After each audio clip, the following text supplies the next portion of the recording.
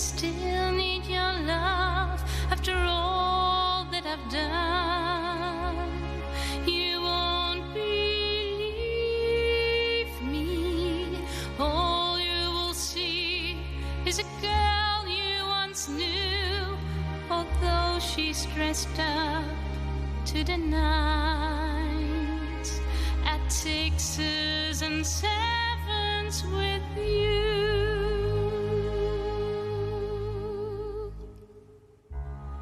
I had to let it happen, I had to change, couldn't stay all my life down at here, looking out of the window, staying out of the sun. So I chose freedom, running around, trying everything new, but nothing impressed me at all. I never expected it to.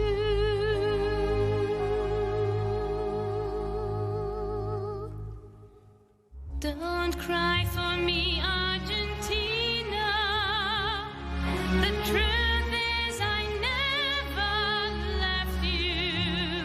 All through my wild days, my mad existence, I kept my promise.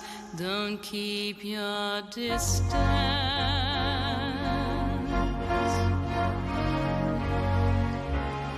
And as for fortune, and as for fame, I never invited them in. Though it seemed to the world they were all I desire, they are illusions, they're not the solutions they promised to be. The answer was here all the time. I love you and hope you love me.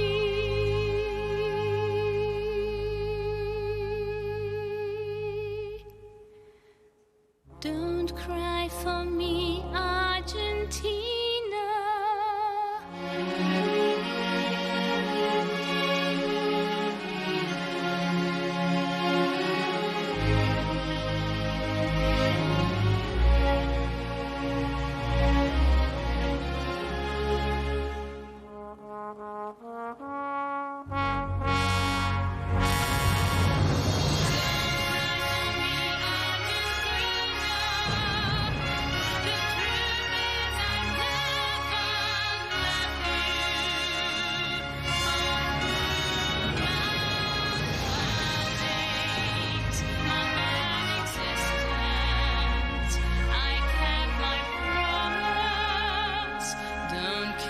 Your distance.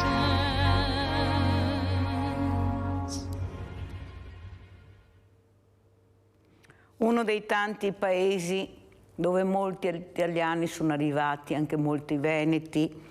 Io ho aperto questa mattina con questa meravigliosa canzone e musica perché parleremo anche di questo. Abbiamo due ospiti graditissimi, abbiamo collegato il dottor Giampiero Avruscio, presidente AMPO Padova, Associazione Nazionale Primari Ospedalieri, che questa mattina invece lo conosceremo come regista, ecco, che ci parlerà appunto di emigranti, di migranti. Abbiamo collegata anche la dottoressa Antonella Baiocchi, psicoterapeuta, un'altra gradita ospite. Grazie anche a lei, dottoressa, grazie. Grazie a lei, grazie a te, cara. Allora, io partirei proprio dalla dottoressa Baiocchi per capire cosa sta succedendo nel nostro paese. Era un paese accogliente, era un paese che veramente non si vedeva molto la differenza, anche se uno aveva la pelle più scura, era accolto, eravamo molto aperti. Il progresso è andato avanti, il benessere anche, e non so cosa sta succedendo, siamo diventati, non tutti per fortuna, almeno i giovani non lo sono, ma io mi riscontro con delle persone di una certa età che non accettano neppure di vedere il colore della pelle scura. Ecco, quando vedono il colore scuro sono tutti delinquenti, spacciatori, vengono qua a rubarci il lavoro. Ecco, non eravamo così. E soprattutto io l'altra sera ho visto un film che dovrebbero farlo vedere in tutte le scuole, anche ci sono dei ragazzi meravigliosi che hanno già capito come gira la vita, che è La strada di casa, girato completamente in India per capire la sofferenza di questi bambini che poi diventeranno adulti, se hanno la fortuna di essere magari adottati come è successo in questo film, ma queste radici, la loro terra, i loro genitori veri, è una cosa che non può compensare neppure la più bella villa, il più bel castello, i soldi, tutto lo studio, le loro radici. Prego, dottoressa. Bene, grazie Mirella. Allora, qua ci sono due, diciamo, angolazioni da guardare. Tu stai parlando di discriminazione, cioè di considerare sbagliato, errato, quello che è diverso da un modello riconosciuto giusto. Quindi chi ha la pelle diversa, chi è di una nazionalità diversa, no, rispetto a quella riconosciuta giusta, è considerato qualcosa di pericoloso, di serie B. Allora, questa si chiama discriminazione e la discriminazione purtroppo ancora oggi, il terzo millennio, nel 2023, è ancora una falla culturale molto radicata all'interno delle mentalità delle persone. Purtroppo a causa dell'analfabetismo psicologico, cioè della non conoscenza della psiche, delle regole sane della relazione, la gran parte di persone discrimina, non è in grado di rispettare il diverso.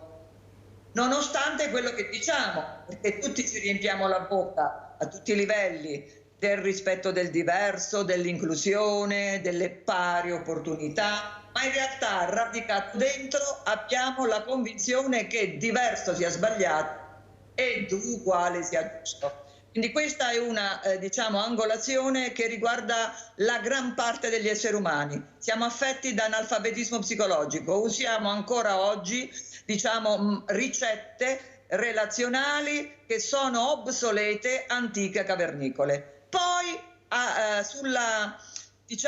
su questa fragilità diciamo, relazionale, ecco che va ad appesantire questa fragilità diciamo, il modo sregolato del governo, dell'Europa, che in qualche modo appunto con la quale affronta diciamo, la venuta dei migranti e l'invasione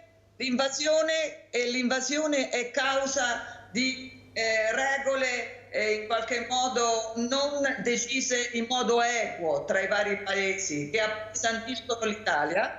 L'invasione esaspera già la discriminazione che tutte le persone, a causa dell'analfabetismo psicologico, hanno all'interno della loro mentalità. Quindi è anche e soprattutto responsabilità di un'Europa e di un governo italiano che fino all'altro giorno non si è fatto rispettare, ancora oggi non si fa rispettare, ma abbiamo speranza che in qualche modo questo governo faccia qualcosa di nuovo, perché bisogna regolamentare. Capisci? Noi non vogliamo assolutamente mettere le barriere a chi viene, a chi scappa dai pericoli, a chi sta, assolutamente, però bisogna in qualche modo regolamentare questa affluenza, altrimenti ecco che si va incontro a tante conseguenze negative, tra cui si esaspera la visione negativa di ciò che è straniero e diverso. Allora, grazie dottoressa Baiocchi, veramente grazie. Ecco, è sempre un piacere averla ospite. Dottor Avruscio, come commenta, poi vediamo anche lei come regista di questa meraviglia, ecco, abbiamo scoperto un Avruscio diverso, ecco, la vedo un po' triste però, perché non è facile parlare di queste cose, non è facile ricordare i tempi bui, i tempi veramente dove i nostri anziani relegati lasciati nella solitudine più totale quasi tutti, senza neppure soldi, ci hanno fatto diventare grandi, con tanto lavoro, con tanto sacrificio, andando in paesi lontani senza sapere lingua, non avere niente di niente, con la miseria più totale, la famosa valigia di cartone e basta. Prego, dottor Avruscio, e come commenta quello che ha detto la dottoressa Baiocchi? Intanto mi ha commosso, essendo un rientro in cuffia, se è possibile eliminarlo. Allora, intanto dico, mi ha commosso molto la canzone Don't Cry for Me Argentina, pensando a tutti, anche quegli italiani, veneti, che sono partiti per il Sud America anche prima del Novecento e anche dopo. In Brasile addirittura ci sono delle comunità che sono state proprio create dai veneti, dei paesi, in cui si parla ancora la vecchia lingua veneta, che magari è poco comprensibile oggi ai giovani, perché purtroppo questa cultura della propria lingua si sta perdendo un pochino ovunque. Ebbene, loro quando sono partiti perché non c'era possibilità di lavoro, ma non è gente che ha aspettato che qualcosa succedesse, è andata a cercarlo il lavoro, con grande sofferenza, con grande sacrificio, mantenendo nel cuore però, perché mi creda che chi vive all'estero, chi è dovuto lasciare il proprio paese, la propria casa, la famiglia, gli affetti, conserva un ricordo del proprio paese che è veramente incommiabile rispetto anche a noi, per come noi lo trattiamo, questo nostro paese.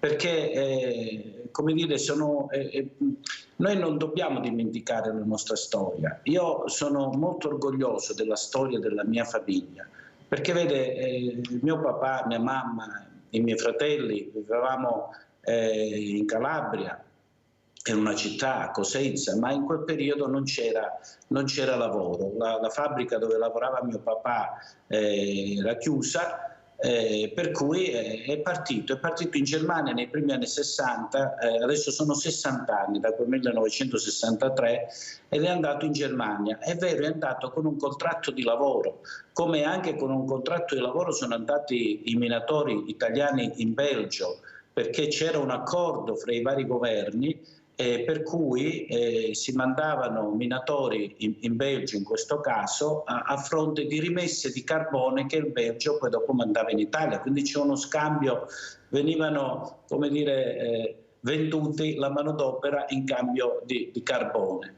E questa gente ha costruito l'Italia, perché non solo ha costruito la ricchezza di quei paesi, ma con le rimesse in denaro in Italia permetteva quindi anche una ricchezza economica in Italia. C'era l'assalto ai treni, io me lo ricordo da bambino, perché io ho vissuto dall'età di 6-7 anni sempre con mia nonna, una persona analfabeta ma molto saggia, che mi ha insegnato, come dico sempre, a vivere. Io penso che se la mia religiosità nasce proprio dal fatto di vedere mia nonna che nonostante qualsiasi giornata vivesse, però la sera era sempre lì a recitare il rosario. Queste cose mi rimangono dentro. E allora come fare a non ricordare? Anche perché poi ogni anno in agosto si ricorda la tragedia di Marcinelle, che non è stata la prima, non è stata l'ultima. Anche in Germania, dove lavoravano i miei genitori, c'è stato uno scoppio in fabbrica dove sono morti altre 20 persone, tra cui anche emigrati italiani. E anche oggi vediamo purtroppo le morti sul lavoro, insomma, non mancano.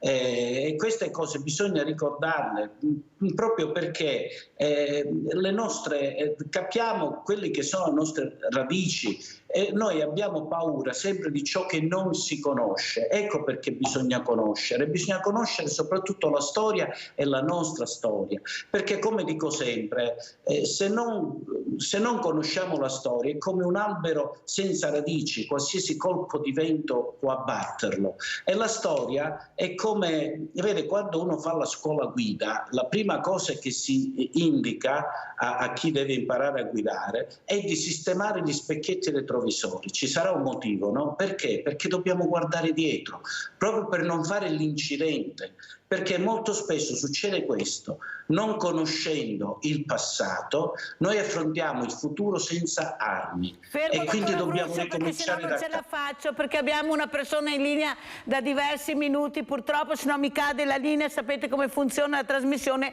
e naturalmente il nostro Rinaldo da Venezia. Ciao Rinaldo. Ciao Mirella e buongiorno ai tuoi ospiti. Sono d'accordissimo che i nostri lavoratori italiani che andavano all'estero hanno ricchezza sui paesi dove sono andati, perché lavoravano, hanno portato benessere, si sono comportati bene, hanno fatto addirittura in Brasile 50 milioni di italiani, delle generazioni che se andai nell'800, ma gli italiani che erano veneti, più che italiani, il 90% erano tutti veneti, perché a Veneto ricordiamoci che siamo della Serenissima, e la Serenissima nel 500 era fatto qua a Venezia, degli eri Pompei, per i turchi, per tutta la gente che commerciava con i veneziani. Dunque, non siamo gli ultimi rivali, siamo gente che gasta in Veneto e gasta un timbro del lavoro, tutto quello che abbiamo fatto. Siamo stati i primi nel mondo per divulgare come si dice, i libri, la roba, avremo tutto negli altri Venezia. Va bene, non saremo gli ultimi rivali. Adesso, qui che arriva qua, che ha bisogno giustamente, mia nuora è cubana di 30 anni che è qua in Italia, e ha 25 anni dei contributi del Marchete, perché ha sempre lavorato sugli alberghi, ma lavora al Baule, lavora al Daniele, lavora al Veloce, perché devo far vedere anche il video. Io capivo, ma mica io non mi rende, chi non si va a lavorare, chi che arriva adesso, ma ti vedi come chi che ha voglia di lavorare, chi stanno come in Italia, ma non potremo andare per le strade, 10 italiani e 500 euro, che non si riconosciamo più, perché in Italia, per conto mio, è giusto andare in mano, ma no, tutto euro e niente niente. Grazie Rinaldo, devo accelerare perché ho la pubblicità, ma devo mandare soprattutto il video di questo bellissimo video che ci ha mandato il dottor Avruscio, questa regia di questo Il treno del sole. Andiamo a vedere.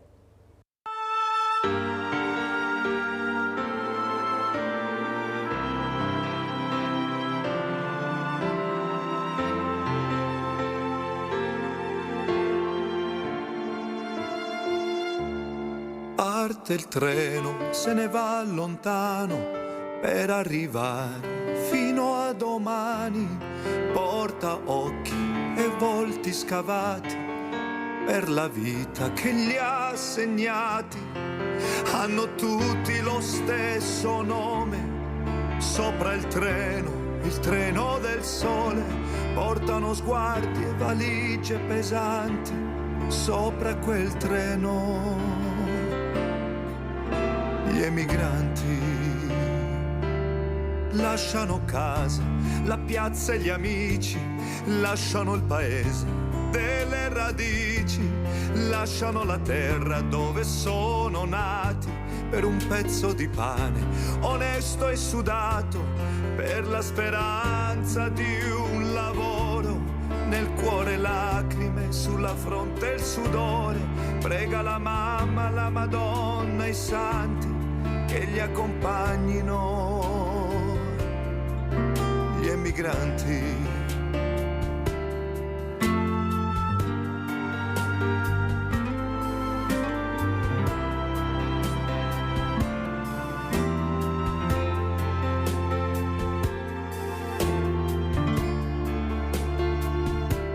Sopra il binario il treno sferraglia saluta il mare, saluta la campagna, cambia il tempo ed i colori, cambiano la lingua ed i sapori, passano i mesi e passano gli anni e la vita è sempre più pesante. Anche adesso che viene Natale stringono i denti e vanno avanti.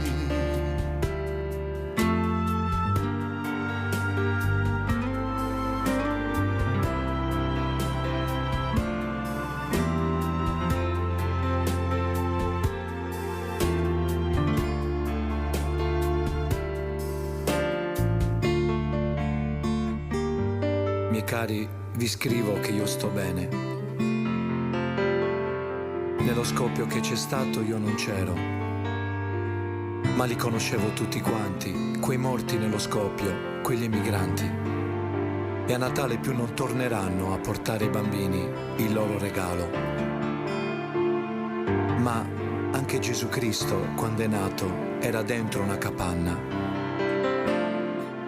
come un emigrato.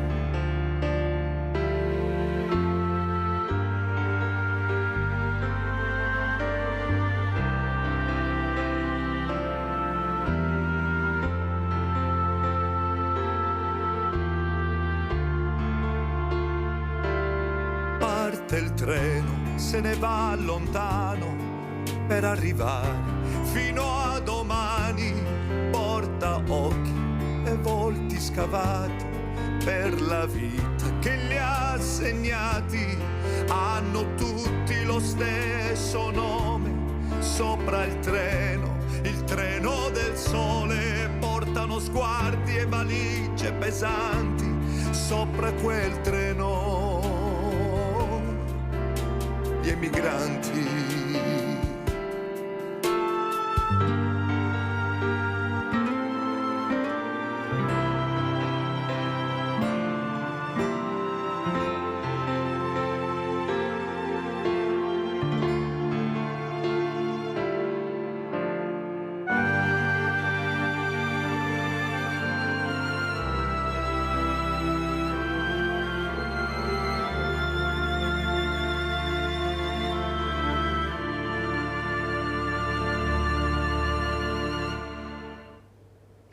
Dottoressa Baiocchi, è più difficile ricordare e più facile dimenticare.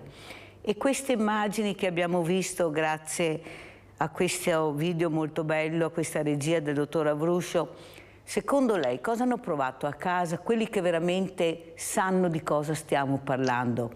Perché ai giovani è difficile far capire cos'è la miseria, la sofferenza, il sudore. Sono passati anni, non tantissimi, ma loro non sanno, non hanno provato cosa vuol dire non avere niente. Prego. Beh, allora, prima di tutto, vedendo queste immagini, chi ha il ricordo, anche se non l'ha visto in prima persona, ma perché è un ricordo che gli ha in qualche modo passato i propri parenti, i propri nonni, i propri papà, bene, in qualche modo, diciamo, gli si risveglia l'affetto, insomma, l'appoggio, il ricordo dei grandi sacrifici dei nostri parenti che ci permettono oggi di essere qui. Ma i nostri giovani che non sanno il sacrificio su cui si poggia l'attuale benessere, il problema di questi giovani che non lo sanno è il problema di chi li ha allevati, che li ha allevati, tra virgolette, nella bambagia, nella assenza di dolore, nel tentativo assoluto di fargli fare una vita migliore dei propri nonni. Ma far fare una vita migliore dei propri nonni a causa dell'analfabetismo psicologico viene interpretato come assenza di dolore, assenza di frustrazione.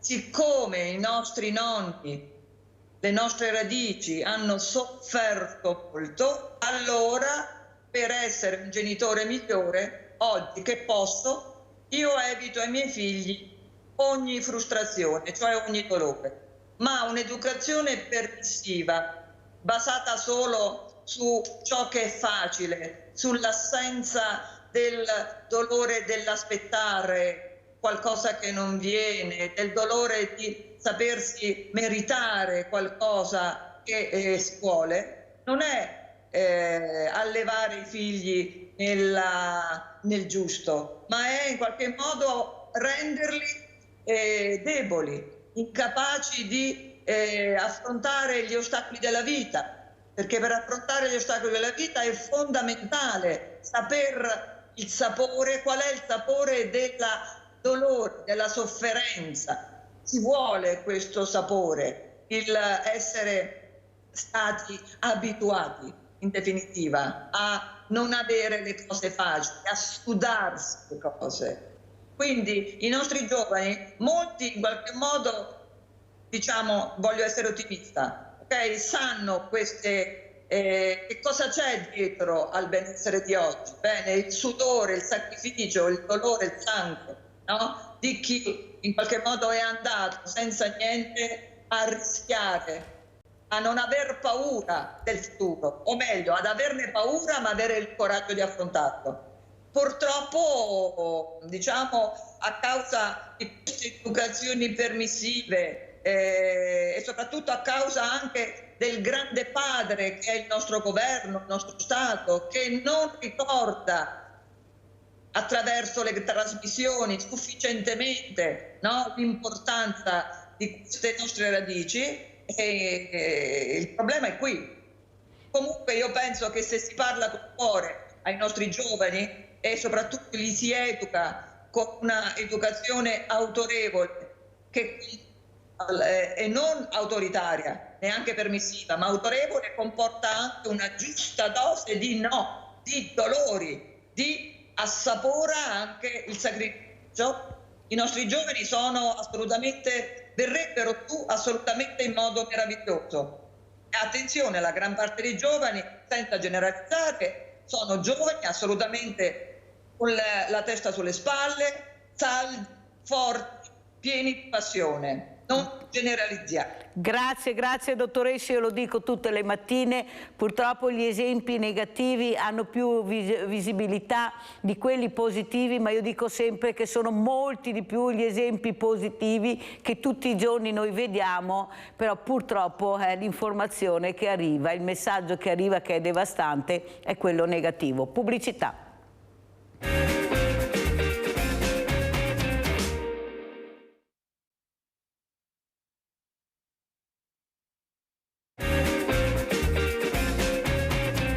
Allora, ci ha raggiunto anche la dottoressa Alice Barro Panighel, che è presidente della Consulta di Oderzo, assieme che poi prenderà il posto anche Laura Finotto, che è la vicepresidente della Consulta di Oderzo. Parleremo anche di donne, parleremo di tante cose questa mattina, ma io continuerei proprio a parlare di questo passaggio terribile, di questo passaggio che si fa a fatica a capire dove si andrà a parare con le nuove generazioni. Qualcuno l'ha chiamata la generazione Z, no, non c'è la Z nella generazione, c'è una generazione, una parte che va educata, ma soprattutto, ecco, va inserito la parola magica che è inclusione, che è valore, che è sacrificio, come ha detto la dottoressa Baiocchi. Il no deve essere un no che fa anche piangere, che fa però anche sperare, e questo è difficile dire no, è difficile, è più facile dire il sì non comporta quasi niente di grave, invece il no lo devi spiegare, il no ti fa diventare importante. Prego dottor Avruscio, e grazie per questa bellissima immagini che lei ci ha mandato e il racconto, prego. Grazie a lei Mirella. Io credo che sia importante anche la testimonianza. La prima testimonianza che si ha nella propria casa e nella propria famiglia. Come dicevo, io sono cresciuto con mia nonna, io in un quartiere popolare della mia città, che è una specie di Bronx, dove non temo a dire che insomma, lì è cresciuta anche la delinquenza, insomma, in quei posti là. Però vede, io credo che le persone possano sempre scegliere. È vero che ci sono delle condizioni disagevoli economiche che ti portano, come dire, verso una strada negativa, però non è una matematica questa, perché le persone possono sempre scegliere. Vedi, io fin da bambino avevo ben presente quale strada dovevo prendere, grazie alla testimonianza di mia nonna, ma anche perché sentivo che l'abbandono, tra virgolette, dei miei genitori non era un abbandono contro di me, ma era per farmi crescere, era per darmi opportunità. E quindi io apprezzavo questo loro sacrificio. Il fatto Dottore, la interrompo un momento perché c'è un'altra persona che ha deciso di scegliere e ha chiamato, che è la Maria da Bovolenta. Ciao Maria. Ciao Mirella e un buongiorno e un bentornato al professore Abruzio. Sai, anche alla dottoressa. Sai come li chiamo io ormai, dottore? Li chiamo angeli custodi, ormai è la mia idea, come è giusto, insomma, ecco, che salvate le persone e tutto quanto. Allora, dottor Abruzio, Mirella, io dovrei fare una testimonianza di un cugino di mia mamma, ecco, che è ancora vivo e tutto quanto. E allora lui era nell'edilizia di muratori, no? Ecco. E allora cercavamo, siccome che lui era specializzato, è andato, sì, insomma, per emigrare anche lui in America, che cercavano. Aveva tutto quanto in regola, tutto, è partito con la moglie, che lei era brava dei ristoranti, aiuto cuoca, tutto quanto. Bene, quando sono arrivati là, insomma, anche per farsi una vita, tutto quanto, che dopo loro avevano l'intenzione di tornare, si facevano un gruzzoletto come tutti, insomma, ecco, e che non c'era appena finito la guerra, era gli anni 50, e come le sto dicendo, è arrivati lì, tutto quanto, purtroppo le hanno detto che lui, ha detto la moglie, perché era incinta, si vedeva un po' di pancia e è stato costretto a dire la verità. Sua moglie è incinta, ha detto sì. Allora ha detto, lei non può stare qua, però lei sì, ha detto. Allora senta, se mia moglie ha detto deve andare via, perché la devo lasciare a casa tutto quanto? No, allora me ne vado anch'io. E allora cercavano, sono venuti a casa e tutto, e in Svizzera cercavano ancora. E allora ecco che erano più vicini, si può dire, perché veniva a casa alle feste natalizie di Pasqua, ogni tanto aveva di venire a casa, ma voglio dire erano più vicini, allora lei era più tranquilla. Ecco, e allora io voglio dire che come mai che là dovevano essere in regola tutto quanto, e qua no, qua viene cani e porci, e senza sapere chi sei e tutto qua. Ci voleva le regole come fanno lì in tanti posti, ecco, in Europa e dov'è. Perché se tu non hai una cosa, loro non ti accettano. Grazie, ecco, Maria, devo andare avanti. Maria, comunque hai spiegato molto bene. Ecco, questi ricordi che hai, ecco, questa testimonianza. Allora, io andrei adesso dalla dottoressa Alice Barro Paneghel, queste donne che si mettono sempre in prima linea per cercare di migliorare anche la qualità della vita, il coraggio, nonostante anche certe malattie, di riprendere un cammino anche faticoso, ma nel mondo anche del volontariato. Tanto è vero che nel mondo del volontariato quasi sempre la maggioranza sono donne, donne anche con molta sofferenza, ma che riescono ad aiutare, e di sicuro non si guarda il colore. Prego, Presidente. Adesso divago un attimo dal mio ruolo di Presidente della Consulta di Oderzo, la mia associazione molto impegnata con i giovani. Noi abbiamo già da 3 anni un'attività che facciamo condurre alla dottoressa Fabrizia Iervese, di cui abbiamo la massima fiducia, per le prime classi della scuola media. Prime classi? Sì, in modo tale da favorire l'autostima stima e la conoscenza tra i ragazzini, ma anche questa docente insegna respirazione, insegna a controllare le emozioni e fa anche formazione ai genitori e agli insegnanti prima di iniziare l'attività. Dedichiamo 2 ore per ogni classe, sempre presente una volontaria, oltre alla dottoressa Iervese. Ma le dirò di più, che invece quest'anno iniziamo, grazie al contributo del Melograno, che ci ha dedicato una serata e ci ha fatto una donazione importante. Questa attività la facciamo invece nelle terze superiori, chiamiamo la criminologa Francesca Mussati, che viene a Oderzo già dal 2015, e spieghiamo ai ragazzi il problema di denunciare la violenza subita, perché il problema è proprio l'omertà, cioè chi subisce violenza tende a non elaborare questa sofferenza, se la porta dentro con le conseguenze, e quindi metteremo a disposizione sempre di tutte le scuole superiori, grazie al Melograno, questa persona che farà prima una formazione a tutti gli insegnanti degli istituti dell'Ospitergino Montense. Schiariamo tutte le scuole di Oderzo. Di Oderzo e Motta, perché sennò uno superiori. pensa tutte le scuole, le scuole di Oderzo avranno quindi la possibilità di avere questo. Dottoressa Baiocchi, cosa ne pensa? Non la sento. Non si sente la voce. Complimenti alla Presidente, complimenti, bellissima iniziativa.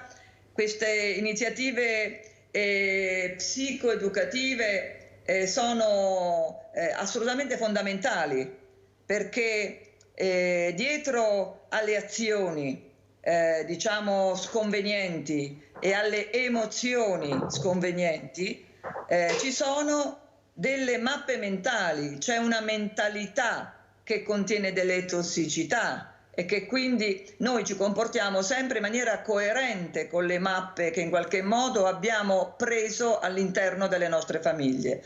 Quindi è fondamentale che in qualche modo ci siano queste diciamo, possibilità educative che devono assolutamente, dal mio punto di vista, anche mirare sulla messa in luce delle tossicità delle mappe mentali, cioè delle ricette di vita, mappe mentali, perché in qualche modo per decidere cosa dire o non dire, cosa fare o non fare, che emozioni provare di fronte a un certo evento, si va sempre a consultare, come se fossimo durante un viaggio, la mappa, cioè la ricetta che in qualche modo abbiamo appreso nel nostro percorso di vita. Se la ricetta ci dice, tra virgolette, che di fronte a un bimbo che è diverso da come a me piace, io lo devo deridere perché è sbagliato, ecco che da lì, ad esempio, nasce una delle radici del bullismo. Quindi è fondamentale che ci siano persone in grado di farlo, che aiutano alla bonifica, diciamo, della mentalità dei nostri giovani, perché purtroppo i giovani sono educati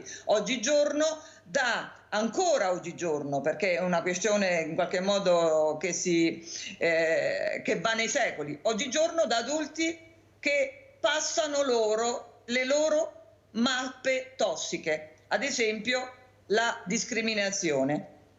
Dottoressa Baiocchi, però la mia domanda è questa. Questi ragazzi che vediamo, queste persone, perché sia maschile che femminile, ormai non c'è diversità, non riescono a vivere l'emozione. Per loro l'emozione vuol dire ubriacarsi, vuol dire fare le risse, vuol dire far capire a se stessi che sei riuscito a diventare un capo, ma le emozioni sono altre. Le emozioni è la natura, l'ambiente, il valore, ecco, fare un'azione buona. Mi sembra che ormai a questi ragazzi, non agli altri, a questi che forse non hanno capito, come dice lei, perché anche all'interno delle loro famiglie ci sono queste mappe mentali che non riescono a far capire che invece devono cambiare registro anche i genitori, fanno fatica perché la scuola può fare quello che può fare. Grazie al mondo del volontariato i sindaci reggono in piedi anche le emozioni di dare alle persone, ai loro cittadini, ai loro paesani con le manifestazioni. Sono queste le emozioni, ma grazie al mondo del volontariato, perché la politica ha fatto un disastro, ha fatto un minestrone che non riusciamo neanche a capire chi sopravviverà anche del mondo del volontariato. Allora le emozioni che prova anche il volontario nel vedersi all'ultimo posto, deve andare a scuola per diventare volontario, deve imparare non si sa chi e cosa da una persona che magari non è neanche mai stata volontaria. Capisce che facciamo fatica a capire e trasmettere ai giovani le emozioni, non li abbiamo i giovani nel mondo del volontariato, a parte qualche realtà. Come mai, dottoressa? Beh, allora sto decifrando un attimo la domanda. Allora, mi hai chiesto allora, come mai nel mondo del volontariato non ci sono giovani? Sì. Questa è la domanda? Sì. No? Sì. Oltre che mi hai fatto anche una domanda sulla formazione del mondo del volontariato. Certo. Qual è la domanda in mezzo? La domanda in mezzo è perché non riusciamo a trasmettere a questi giorni questi valori e queste emozioni. Ok, bene, appunto, perché che il mondo del volontariato debba essere in qualche modo anche educato, formato, bene? A fare le cose con competenza, questo è uno degli obiettivi che ci dobbiamo prefiggere, perché non basta solo il buon senso, bene? Perché col buon senso, in definitiva, non si va da nessuna parte se non un aiuto pratico, ma l'aiuto della educazione diciamo interiore, psicologica, emotiva. Col buon senso non si va da nessuna parte, perché le persone devono prima aver bonificato la propria mentalità se vogliono in qualche modo educare i giovani, no? Al rispetto, a comportamenti diciamo più gentili, armoniosi, a non prevaricare, bisogna noi per primi conoscere la modalità, mi spiego, avere una formazione interiore alla non discriminazione e al valore del diverso. I giovani, per rispondere alla tua domanda, quindi diciamo gli operatori del volontariato, soprattutto quelli che lavorano con il disagio, bene, in definitiva c'è un enorme bisogno che vengano per primi formati, bene, e fino ad oggi in qualche modo il loro lavoro fatto con passione è stato preziosissimo. Ed è preziosissimo, però questo che io sto dicendo adesso è comunque un limite che bisogna superare, perché non basta avere la buona volontà e l'amore dentro, mi spiego? Si possono fare tante sciocchezze o soprattutto tante cose che sembrano importanti ma in realtà non stai facendo quasi niente. L'altra domanda importante è quella dei giovani, perché in qualche modo si ubriacano, perché non sanno gestire le loro emozioni, eccetera. Allora, i giovani... Allora, parliamo un attimo delle emozioni, bene? Perché molti interventi per aiutare una persona, un giovane, una persona che in qualche modo ha un'aggressività, ha delle emozioni spiacevoli, di depressione, di panico, di rabbia, eccetera, vengono aiutati, ad esempio, in maniera maldestra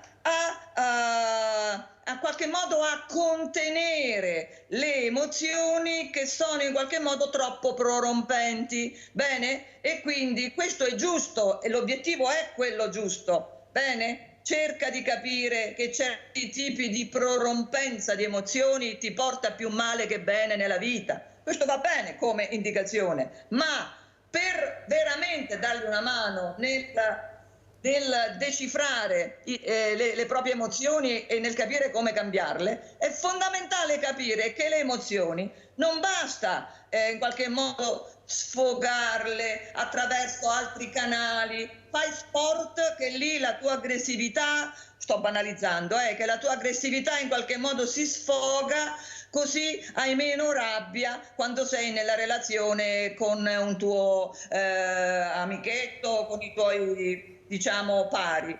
Non basta questo, le emozioni non sono come una pendola piena che attorno tu la svuoti un pochetto e quindi adesso stai meglio. Le emozioni sono una diretta conseguenza delle mappe mentali che una persona ha. Esempio, le mappe mentali sono, in poche parole, le informazioni, il navigatore satellitare, tutto quello che abbiamo imparato nella vita, ok? Che ci siamo convinti, no? E che noi consultiamo in ogni istante di vita per decidere, come dicevo prima, no? Per decidere in che direzione andare. Se io all'interno ho delle mappe mentali, tra virgolette, sbagliate, ok? Io le utilizzo per raggiungere un obiettivo, per esempio per andare a Milano, e questa mappa, non sapendo che la mappa non è per Milano, ma è per il burrone di Canicattì. Io la utilizzo e mi ritrovo fuori strada dagli obiettivi anche d'amore e di rispetto che ho nel cuore. Il problema è nelle mappe mentali. È la mappa mentale che mi fa provare rabbia estrema quando qualcuno fa qualcosa che non è a me piacevole. Dietro alla rabbia estrema che si prova ad esempio nelle relazioni in cui si aggredisce il partner, maschio o femmine che sia, che fa delle cose che non dovrebbe fare, dietro a questa rabbia estrema, bene, c'è la mappa mentale che mi dice che le persone si devono comportare come io desidero, che è una mappa che mi impedisce di accettare il fallimento. Mi spiego, perché sono stato in qualche modo caricato con dei software che sono obsoleti, capisci?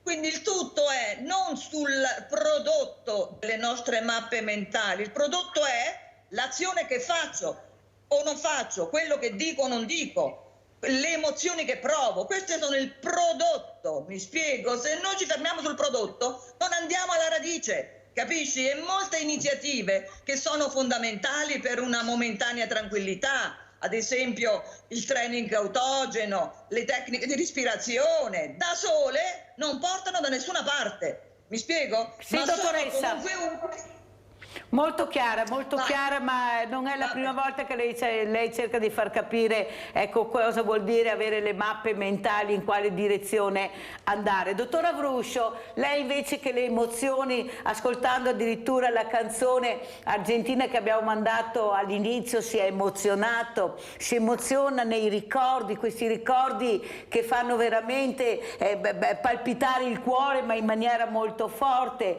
perché rivivi quei momenti. Ma non è facile per un giovane rivivere quei momenti, perché gli stiamo togliendo tutto, quello che loro vorrebbero, l'ambiente soprattutto. Loro sono molto orientati verso l'ambiente, gli animali. Avete sentito questa uccisione di questa orsa, quanto scalpore ha fatto? Però abbiamo anche quei ragazzi che a un compleanno prendono la capretta e la uccidono a sassate per gioco. Cioè, capisci che è difficile, e questo mondo del volontariato che cerca con tutto se stesso, specialmente il femminile, di cercare di arrivare ai valori di questi ragazzi in maniera molto soft ma educativa, costruttiva. Prego, dottora Vruscio. Allora, vede Mirella, io credo che ogni nuova generazione è figlia della vecchia generazione, quindi insomma abbiamo una responsabilità, ma soprattutto per quello che sono i valori. Vede, io nella mia epoca, per esempio, lo studio era un modo, anche era una specie di ascensore sociale. Adesso non lo è più. Non lo è più perché sono cambiati completamente i valori e sono cambiati anche gli strumenti di comunicazione. Se lei pensa, io mi ricordo, per telefonare in Germania dovevi andare attraverso un centralino, aspettare, eccetera. Adesso invece le comunicazioni, come sappiamo, con quello che abbiamo a disposizione, un attimo ti colleghi in tutto il mondo. E dare questi strumenti anche a tutti quanti, soprattutto anche ai ragazzi, ai giovani, cambia completamente tutta la prospettiva, ma soprattutto quello che volevo dire sul discorso dei valori. Vede, nel momento in cui cambia la prospettiva, un giovane dice: ma scusa, ma se io vado al Grande Fratello, se io i valori come dire, della ricchezza interiore non esistono, esiste soltanto l'avere, il possedere le cose, ma non il valore legato a quelle cose. A proposito dei giovani, io vivo l'esperienza delle persone che si laureano, che si specializzano, da me vengono specializzanti e fare il tirocinio. Guardi che c'è molta gioventù che è veramente molto in gamba, ha veramente molta, come dire, io ho molta fiducia nel futuro. Perché vede, quello che lei ha citato giustamente, quel discorso della capretta uccisa a calci, a pietrate, eccetera, ma quello perché fa rumore, un albero che cade fa molto più rumore della foresta che cresce. Io le posso assicurare che ci sono veramente molti giovani. La mia preoccupazione invece è un'altra. La mia preoccupazione è che questi nostri giovani purtroppo noi li lasciamo andare via perché sono laureati, specializzati, con master, ma faccio sempre questo esempio. Con il video ho voluto ricordare la nostra storia, la storia di tanti, di genitori, di nonni, di veneti, di calabresi, di italiani che sono andati a costruire ricchezza negli altri paesi, a dare ricchezza al proprio paese, che non hanno aspettato con sacrificio. Ma oggi l'emigrazione continua con i nostri giovani, ma non con la valigia di cartone, con la borsa del medico, con la borsa del professionista. E se noi facciamo andare via questi nostri giovani migliori, vuol dire che non diamo prospettive di futuro al nostro paese. Questo è per questo che mi piange il cuore, mi creda. Allora io ringrazio tantissimo il dottor Giampiero Avruscio, Presidente Associazione Nazionale Primari Ospedalieri. Grazie veramente, dottor Avruscio, per quello che abbiamo ricordato anche questa mattina e ci siamo emozionati. Grazie alla dottoressa Antonella Baiocchi, psicoterapeuta. Grazie anche a lei veramente, dottoressa, anche per essere presente su situazioni anche molto complicate, come quelle che stiamo vivendo purtroppo tutti i giorni. Grazie, buona giornata. Mentre la Presidente Panegai rimane con noi. Grazie, pubblicità. Ecco, Mirella, bene, adesso...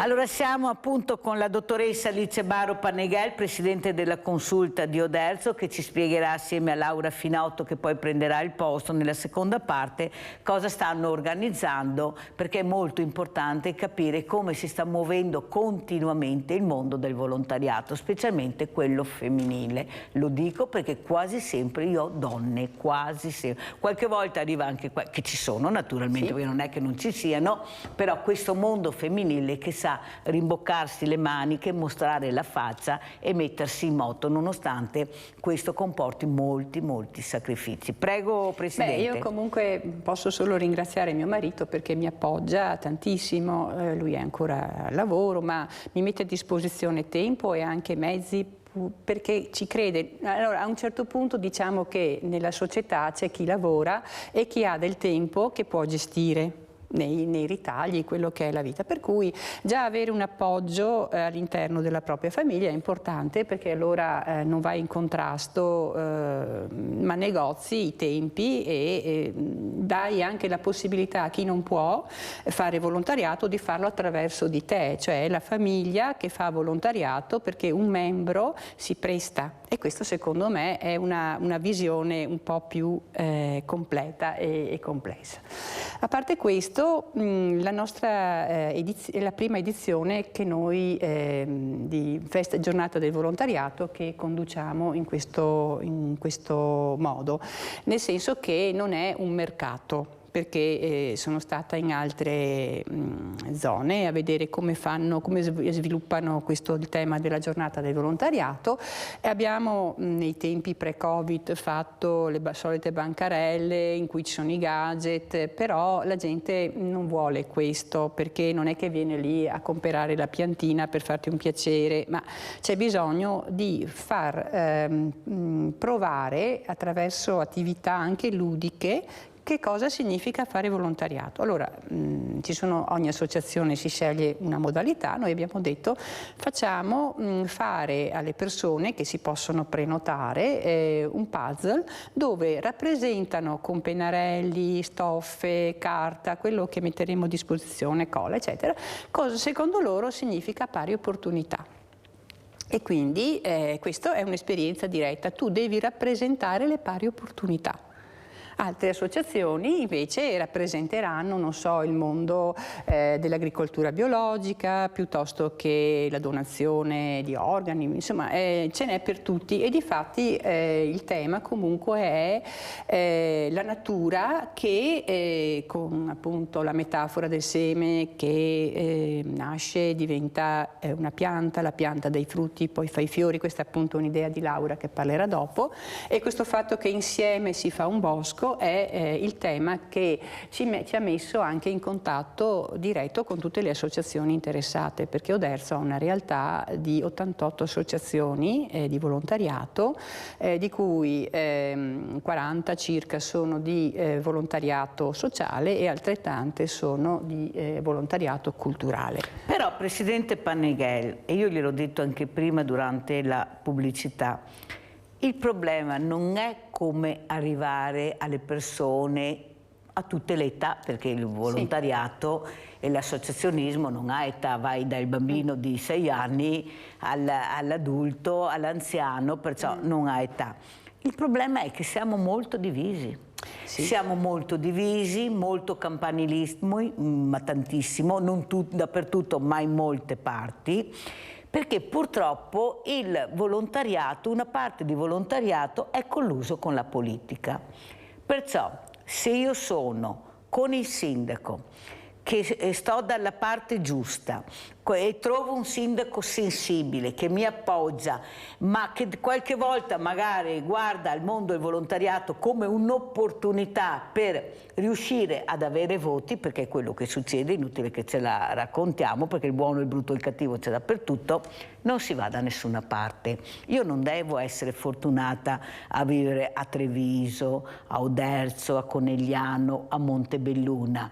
Io devo capire cosa mi offre il territorio per quanto riguarda associazionismo, ma se io mi ritrovo l'associazionismo che è diviso, che c'è una parte della politica all'interno, il giovane non arriverà mai, tanto è vero, non parlo in certe realtà, ma in molte realtà i giovani si avvicinano più al mondo degli animali, li troviamo là i giovani, nella protezione civile, ecco, fanno fatica ad arrivare al volontariato, diciamo tra virgolette, storico. Perché tutte le associazioni che io ospiti, e sono associazioni importanti, lamentano la scarsità di giovani, di volontari.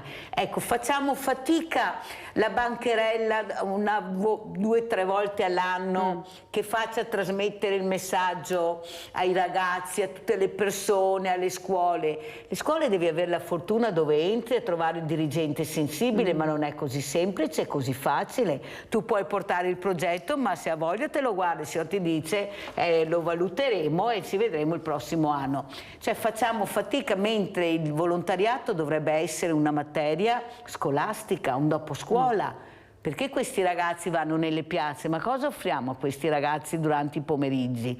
Tutto costa, abbiamo sentito adesso addirittura far calcio costa, dove una volta il calcio si faceva dappertutto, c'erano negli oratori, c'erano questi campi, adesso costa anche far calcio. Capite che la direzione non è quella giusta. Lo sport 2 ore alla settimana in Italia si fa sport nelle scuole, mentre in altri paesi sono 4-5 ore. Aiuto allo sport, invece qua è conforme la regione. Facciamo fatica a arrivare, perché là l'obiettivo, il futuro nostro, se vogliamo sopravvivere, sono i giovani. Non è che siamo noi, sono i giovani il futuro che dobbiamo lanciare il messaggio. Prego, Presidente. Allora, quello che si può notare è come i giovani sono un po' insofferenti a queste gerarchie che diciamo caratterizzano sia il mondo sportivo che il mondo del volontariato, perché ci hanno strutturato le associazioni, che ci deve essere un presidente, un consiglio direttivo, ci dobbiamo dar da fare con un sacco di documenti, e quindi io ho visto che molti giovani giovani si sentono un po' ingabbiati da una sorta di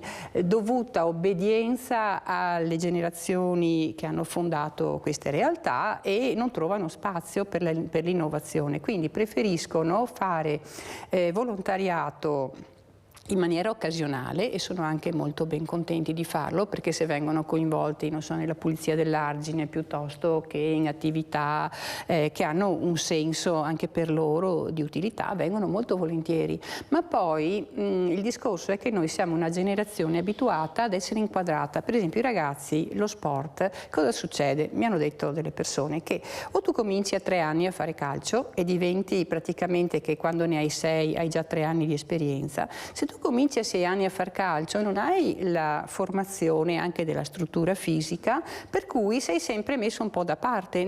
È difficile che tu possa entrare in una squadra anche amatoriale in tempi successivi, perché la disciplina la fanno iniziare appena questi bambini camminano.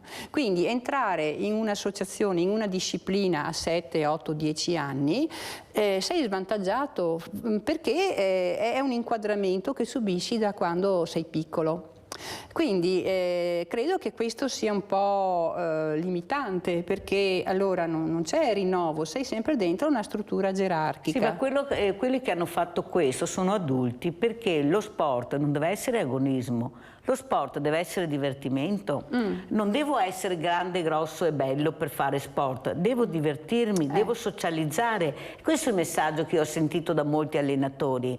È un messaggio devastante quello che sta passando. Sport vuol dire agonismo, l'ha detto anche lei, devi avere la struttura. Ma quale struttura? Io mi devo divertire, mi devo muovere, attività motoria, è quello che serve lo sport, non a farmi diventare un divo, un asso, un campione. Io mi devo divertire, socializzare. Allora, se continuiamo così, continueremo a vedere queste cose. Andiamo a vedere allora questo servizio che veramente fa capire molte cose. Furto alla pesca di beneficenza, sono delle immagini, però poi vedremo anche cosa stavano facendo certi ragazzini, furto magazzino, stiamo parlando di ragazzini. Allora, queste sono le immagini della pesca di beneficenza, dove hanno portato via tutto, non si sa chi, non si può incolpare nessuno al momento, però queste sono le immagini e non è la prima volta. Ogni volta che c'è una pesca di beneficenza in qualche posto sparisce sempre qualcosa. Ecco, vediamo anche questo furto di questo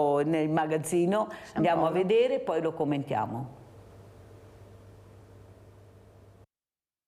Travisati con passamontagna hanno fatto irruzione nel magazzino adiacente ad una villetta. Si tratta di 5 giovanissimi, 2 minorenni e 3 maggiorenni. Il colpo è avvenuto a Casiera all'1:45 della notte scorsa. La banda, di età compresa tra i 14 e i 20 anni, era ben organizzata. Hanno scassinato la finestra del locale e sono entrati. Alcuni vicini sono stati svegliati dall'allarme. Ci siamo affacciati, sia noi che i ragazzi di fronte qua, e abbiamo visto sfrecciare via una BMW a velocità proprio alta, come se scappassero, insomma. E poi dei ragazzi che correvano via, un paio di ragazzi credo, che scappavano. Poi ci siamo girati di là e proprio sul cancello lì del parco sembrava che avessero preso una persona. Il proprietario ha allertato i carabinieri. Uno dei ragazzini è stato bloccato poco distante da una gazzella del radiomobile. Il minore è stato trovato in possesso di parte della refurtiva, una PlayStation, una videocamera e una felpa griffata. I militari dell'arma sono poi risaliti ai complici. Presso le loro abitazioni e all'interno di 2 zainetti occultati in un cespuglio nei pressi di un istituto scolastico della zona è stata trovata altra refurtiva, fra cui 4 paia di costosi occhiali da sole completi delle rispettive custodie, nonché gli indumenti indossati dagli indagati nel corso dell'azione criminosa, come accertato da alcune riprese di sistemi di videosorveglianza acquisite dai carabinieri. I 5 sono stati deferiti per furto aggravato in concorso, 4 sono residenti in zona, solo uno è di Treviso, la rabbia del sindaco di Casier.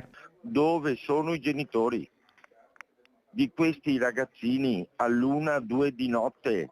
Chi è che li controlla?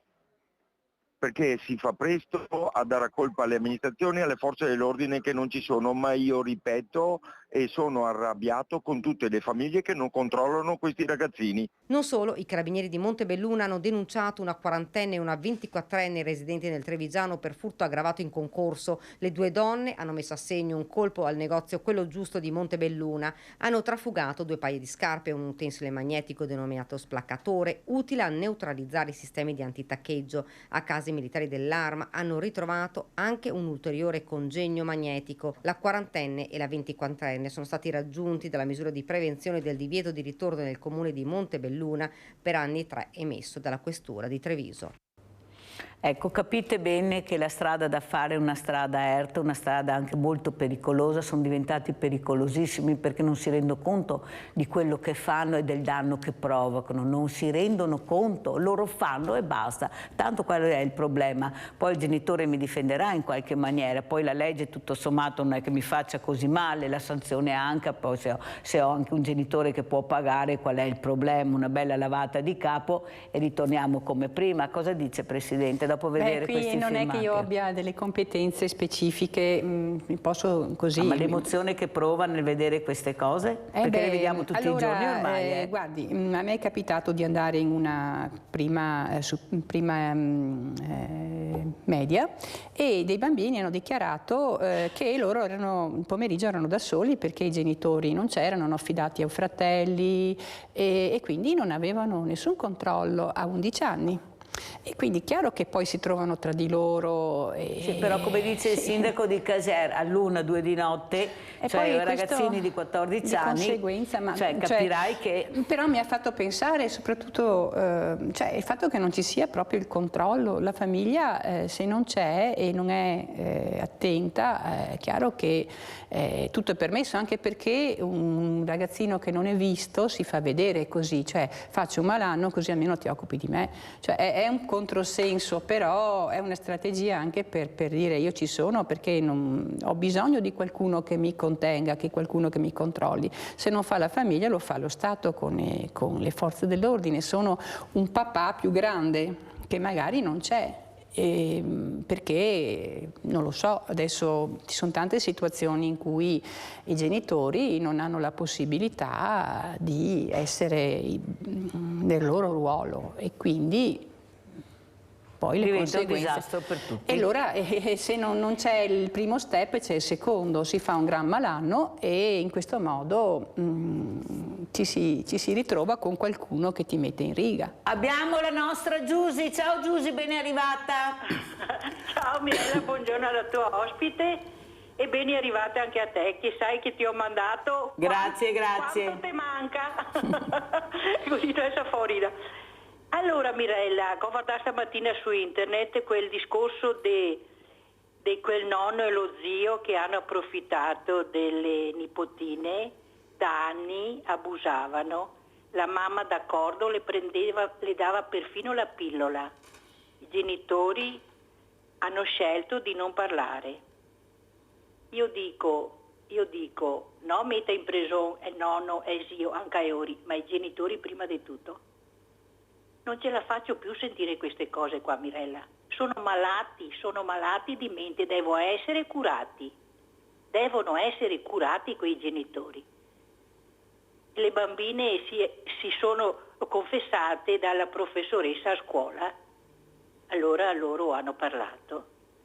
Allora, dal 2011 al 23, nonno e zio, i genitori lo sapevano.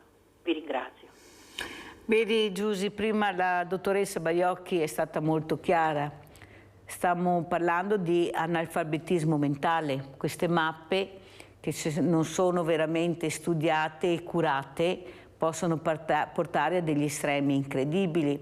Quando io dico non si rendono neppure conto di quello che fanno, perché se si rendessero conto è una cosa orribile, come hai spiegato giustamente tu. ma il problema è che c'è una società chiusa che non vede Minnovò Combatta, il famoso Minnovò Combatta. Ripeto, troviamo ancora gli anziani morti nella casa e la scusa è ma non voleva vedere nessuno, non socializzava con nessuno e perciò ognuno si chiude in se stesso, ma non può funzionare così. Non è vero questo, l'ho detto anche ieri, sono persone che un po' alla volta devono essere ascoltate, devi riuscire a entrare, abbiamo fiore di specialisti in questo. Certo che se mandiamo un assessore che è piovuto dall'alto, che non sa neanche cosa vuol dire servizi sociali o sociale, o non abbiamo la persona adatta a fare questo tipo di lavoro, non si va da nessuna parte. Avete visto i carabinieri specializzati che sono riusciti a parlare con quella persona che si era rinchiusa e che veramente aveva messo a sobbuglio e impaurito tutto il paese. Sono state tante ore ma sono riusciti, ma è fatica a parlare, bisogna impegnare, bisogna investire su questo, ma non mi sembra che si stia investendo molto sul sociale, o sbaglio, Presidente? Diciamo che le associazioni sono importanti perché le associazioni di volontariato, soprattutto sociale, mettono in luce i problemi e molto spesso trovano soluzioni che poi vengono anche adottate dai comuni. Purtroppo cosa succede? Che i comuni hanno delle risorse limitate e le assistenti sociali magari in comuni piccoli possono stare 2 mezze giornate. Ovvio che venendo anche da di fuori, da un'altra realtà, non è che possono conoscere le problematiche e c'è un grande turnover. Io questo lo so perché ho parlato appunto in collegamento con Treviso. Vanno via, magari vengono non c'è una continuità. In questo modo non si crea un rapporto col territorio e o le cose vengono gestite in maniera centrale in più comuni che hanno varie competenze, uno staff che poi non si limita al territorio comunale ma si occupa anche a più a largo raggio, per cui ci può essere, ma se tu vai, se queste assistenti sociali vanno una mezza giornata in un comune piccolo, cosa possono fare? È come va riorganizzato secondo me e vanno valorizzate le associazioni di volontariato. Quello che succederà nel 2025 con i piani di zona, dove il socio-sanitario verrà tolto all'ULSS, non sarà più socio-sanitario, dove i comuni non avranno più questo potere, ma sarà tutto quanto demandato alle associazioni di volontariato. E adesso c'è il Far West, perché bisognerà arrivare a questi piani di zona nel 2025. I comuni sono con le mani nei capelli perché non sanno più come gestire questa cosa. Capite bene che si sta facendo un lavoro che non si sa come andrà a finire. Speriamo bene, ma vi dico che la preoccupazione è qualcuno sta già alzando la cresta per dire guarda che io ci sono, per far capire che forse l'arrivo sarà meno traumatico per quelli che si metteranno subito in movimento.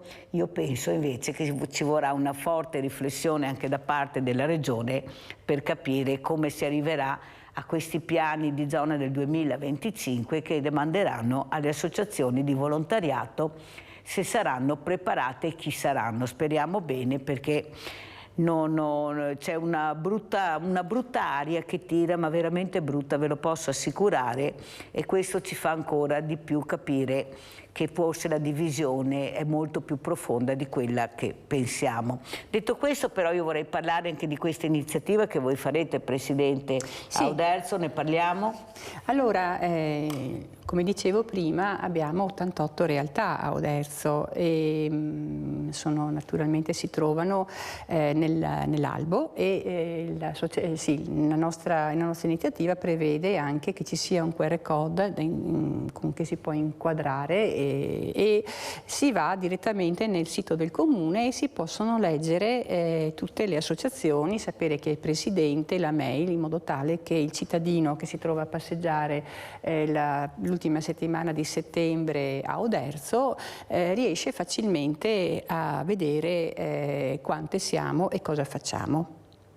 Oltre a questo, noi appunto per far conoscere l'associazionismo, perché abbiamo bisogno comunque di reclutare persone che ci diano una mano, quindi bisogna farsi conoscere, bisogna far vedere quello che facciamo e il senso che ha per il comune, ma anche il fatto che far qualcosa di bene fa bene. Cioè ti mette in una situazione in cui non ti lamenti ma fai qualcosa, cioè vedi i problemi però ti attivi, e questo attivarsi significa muoversi e sensibilizzare, perché quando fai un evento, anche se le persone non partecipano, sanno che ci sei. E quindi noi appunto come consulta siamo state nominate nel gennaio del 2022, dopo un periodo silente in cui c'è stata anche la pandemia. E adesso ci rendiamo conto che all'inizio è stato, diciamo, conoscersi, guardarsi un po' così, però adesso è il momento in cui ci guardiamo in faccia, ci troviamo tutti a fare un evento un po' particolare, non il solito mercato, ma un evento che è stato, ha una regia, ha un senso, ha un fil rouge, coinvolge anche le attività commerciali, la Proloco, e quindi è un nuovo inizio. Poi quale sarà il proseguo dobbiamo vederlo, perché le cose si costruiscono un passo alla volta. Ovvio che adesso mettiamo in campo così l'idea di trovarci, di diffondere la cultura del volontariato. Iniziare a socializzare anche tra di voi. Esatto, che non è banale. E poi, perché se un'associazione non è ben coesa, non è che cioè, ogni regno in se stesso diviso crolla. Certo. Se invece hai un clima di collaborazione vera, di ascolto all'interno della tua organizzazione, della tua associazione, e riesci poi a far circolare questa modalità a tutte le altre associazioni, si capisce cosa si vuol fare, dove si sta andando, e quindi è attrattivo il fatto che ci sia armonia e collaborazione, certo. Mentre quando si percepiscono tensioni, soprattutto per motivi che appunto tu Mirella dicevi, di rivalità, di questioni politiche, e allora lì è chiaro che la gente scappa, perché si sente poi tu vai in quell'associazione, allora sei di quel partito, fai parte di... Beh, guardi, io ho le pari opportunità in provincia, se lei pensa che in 10 anni non ne abbia visto una, eppure le ho invitate anche qua, se lei provi a capire, allora ecco, perché questa è la verità, e a casa non sanno neppure chi sono e cosa fanno. Io le ho invitate, perché io invito tutti, non possono dire che non ho invitato, sempre con le promesse ci rivedremo, ma io ho visto solo lo zio Remo, il vedremo non l'ho visto, e siamo a 50 metri dal loro ufficio in provincia. Detto questo, per far capire quanto lontani siamo ancora e quanta strada c'è da fare, grandi nomi, grandi progetti, ma alla fine ci troviamo purtroppo con un pugno di mosche in mano, e sto parlando di un banco solidale a 50 metri dalle pari opportunità. Andiamo a vedere questo servizio invece molto importante, questo vescovo che anche lui sta facendo del suo meglio. Andiamo a vedere vescovo e minori. Salutiamo la dottoressa Alice Baro Panegal, presidente appunto della consulta di Oderzo, e facciamo entrare Laura Finotto, che è la vicepresidente. Andiamo a vedere il servizio. Da Palermo a Caivano, la cronaca delle ultime settimane con giovanissimi protagonisti di stupri e violenze ha spinto il governo ad accelerare sul decreto legge contro la criminalità e il disagio tra i ragazzi.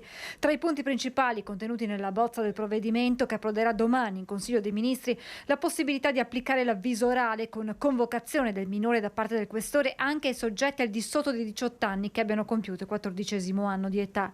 E se il soggetto a quale è stato notificato l'avviso risulta condannato anche con sentenza non definitiva per delitti contro la persona o il patrimonio, il questore può proporre al Tribunale il divieto di utilizzare piattaforme o servizi informatici o telematici, nonché il divieto di possedere telefoni cellulari.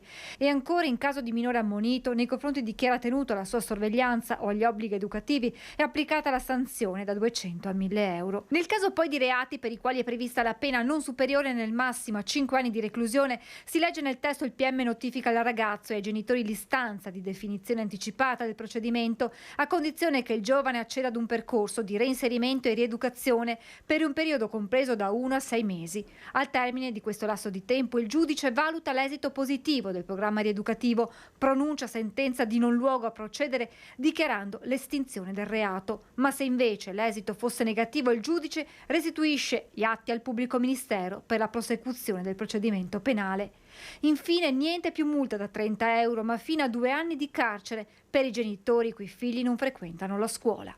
Chi spara, stupra e uccide anche se minorenne deve pagare, le parole del vice premier Matteo Salvini. Intanto sulla dilagante violenza tra i più giovani interviene anche il vescovo di Treviso, ospite in diretta nella nostra prima edizione. Quello che colpisce di più è che a livello di società, ha spiegato Monsignor Michele Tomasi, abbiamo reso possibili linguaggi, comportamenti, toni, parole di una violenza inaudita. Dove sembra possibile qualcosa che sta nell'indicibile addirittura, che ci si possa mettere di fronte a delle persone come se fossero degli oggetti e anche come oggetti da disprezzare e da utilizzare. Questo non va, questa è una questione proprio di linguaggio, di rispetto della nostra umanità. Abbiamo permesso che un certo modo di comunicazione, che sia quello dei social, che sia quello dei mondi, anche temo della pornografia, diventino normali. Parole molto chiare, quelle del vescovo Michele Tomasi. Avete sentito e avete visto, in molti si stanno muovendo, finalmente hanno capito che questi pochi ragazzi rispetto a quelli invece che sono nella strada giusta vanno fermati, sennò si moltiplicheranno, raddoppieranno, sono pericolosissimi. Io penso che sono anni che glielo dico, hanno sottovalutato il caso, ma veramente li hanno sottovalutati. Adesso speriamo anche con eventi importanti che faremo anche noi all'ippodromo di Treviso, cercheremo di dare dei messaggi non devastanti ma messaggi positivi. Abbiamo adesso Laura Finotto, che è la vicepresidente della Consulta di Oderzo, volontaria. Che, ecco, questo lo diciamo, Laura, sì. State attente, casalinghe a casa, se siete strettate non fate lavori pericolosi, perché Laura è scivolata e si è rotta nel vero senso della parola e che ne è andata anche bene. Allora Laura, perché volontariato, perché consulta, tanto lavoro, sacrificio per arrivare, un mondo anche che con la pandemia si era ritrovato a gestire tantissime cose, perché il mondo del volontariato ha sempre funzionato, anche con la pandemia non ci siamo chiusi in casa, abbiamo aspettato che passi, forse eravamo quelli in prima linea. Prego Laura. Sì, allora vi ringraziamo Alice ed io di questa opportunità e anche le altre associazioni chiaramente. La Consulta di Oderzo, che si è riorganizzata, come ha detto Alice, racchiude 88 associazioni. Abbiamo deciso, e fra l'altro mi riallaccio a quello che ho sentito, abbiamo deciso di fare una festa del volontariato divisa in 2 parti. Una parte è una più culturale e quindi abbiamo questo incontro che faremo anche con lei ospite il 26 settembre e dove parleremo di come è importante fare rete nel volontariato. E poi il 29 la proiezione di un film, che è un film francese, che parla appunto delle situazioni in cui si trovano le associazioni. Siamo in Francia e le stesse cose che succedono in Francia succedono anche da noi. Quindi è un film, fra l'altro il regista è il regista che ha fatto Quasi Amici, è un film che ha un aspetto ironico, però dopo affronta profondamente i problemi che hanno tutte le associazioni che abbiamo sentito anche prima. Il 1° ottobre invece facciamo dei laboratori in piazza ad Oderzo che sono degli laboratori esperienziali, cioè attraverso un modo ludico di fare proprio il laboratorio e coinvolgere la gente di qualsiasi età, passiamo il messaggio del volontariato e della mission delle associazioni.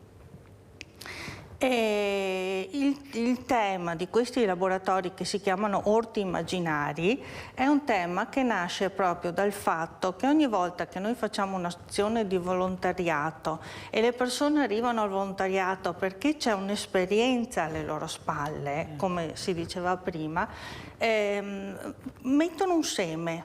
Questo seme poi diventa un albero, diventa una foresta e dà all'ambiente solo beneficio. La consulta è una foresta di 88 associazioni.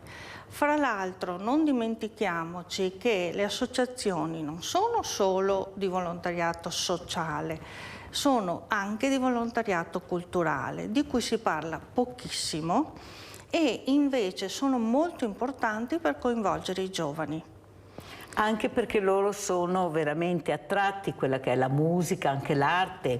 Noi abbiamo, ecco, ieri abbiamo anche, l'altro giorno invece ho avuto un ospite addirittura che manda questi palloni nell'atmosfera. Abbiamo dei geni nel vero senso della parola, dopo ognuno li può vedere nelle maniere, oppure nella robotica riescono a fare delle cose incredibili. Cioè io sono convinta, Laura, che se noi gli diamo un bel gioco, il gioco che a loro piace, riusciamo a tirare fuori questa creatività che hanno, perché certi ce l'hanno e non lo sanno. Abbiamo in tante scuole, purtroppo adesso sta cambiando anche là qualcosa finalmente, e veramente non c'erano più i laboratori.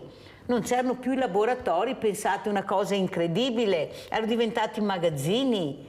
Questo non è possibile, perché poi al pomeriggio li abbandoniamo a se stessi. Al sabato pomeriggio dove li troviamo? Troviamo nei centri storici, nei paesi che veramente devastano e tengono in pugno forze dell'ordine. Ecco, anche qua a mio avviso le pari opportunità dovrebbero dare un bel messaggio, un messaggio positivo. Cioè è difficile capire chi sono se non ti fai vedere, se non ti fai sentire, che non esprimi, come attraverso anche la consulta delle associazioni, veramente cosa si può fare tutti insieme, perché bisogna fare rete, bisogna che siamo itineranti, non è che dobbiamo focalizzarci solo sul paese o sulla città, ci devono vedere, perché nei paesi si può arrivare, nelle città anche, dobbiamo essere un po' trasversali, o sbaglio, Laura? No, questo è giustissimo, e fra l'altro una cosa molto importante, noi l'abbiamo messo anche nel totem che poi sarà posizionato in vari punti della città, cioè la società sta cambiando velocemente e le sfide sono molto alte, quindi noi dobbiamo essere pronti anche come volontari, e qua si ritorna al discorso di prima, la cultura del volontariato, ad affrontare queste sfide, perché la società ha molti problemi, tra cui magari anche non avere luoghi dove accogliere questi ragazzi nel pomeriggio, i genitori lavorano e così via. Però abbiamo anche tantissimi giovani, e secondo me le televisioni hanno il dovere cioè l'informazione, di informare, di far vedere queste cose positive, perché io lo dico come esperienza personale, perché noi abbiamo un'associazione culturale che lavora tantissimo con i giovani. I ragazzi che incontriamo noi hanno tutte le loro problematiche di ragazzi giovani, ma sono ragazzi in gamba che fanno delle cose appunto a volte anche molto eccezionali. Sono ragazzi che studiano, che poi vanno a lavorare in pizzeria, che vengono a fare volontariato. Allora facciamo conoscere anche questo aspetto, anche perché può essere trainante per altri giovani. Però è vero, Laura, però quelli bravi noi li abbiamo già e sappiamo che sono bravi, si comportano bene. Il problema è andare a parare con quelli che non sono bravi, che hanno perso la via della strada, che hanno preso la strada sbagliata, la via di ragione che è offuscata, perché come diceva la dottoressa Baiocchi, queste mappe mentali, culturali a casa non ci sono. C'è un alfabetismo pazzesco, lo dicono gli esperti, non è che lo dico io. No. È là che dobbiamo arrivare, ma è difficile arrivare, perché loro sono chiusi, non si fidano, non riusciamo a parlare il loro linguaggio, non ci ascoltano, perché non li abbiamo ascoltati fino adesso. E guardate che a 12-14 anni sono grandi, Guardate che noi li riteniamo piccoli, ma sono grandi con i mezzi che hanno a disposizione, che possono arrivare dappertutto e farsi del male, un male incredibile, un male alla società. Andiamo a vedere anche questo servizio, andiamo a Trieste, adesso vi porto a Trieste, questo anziano preso a pugni, andiamo a vedere.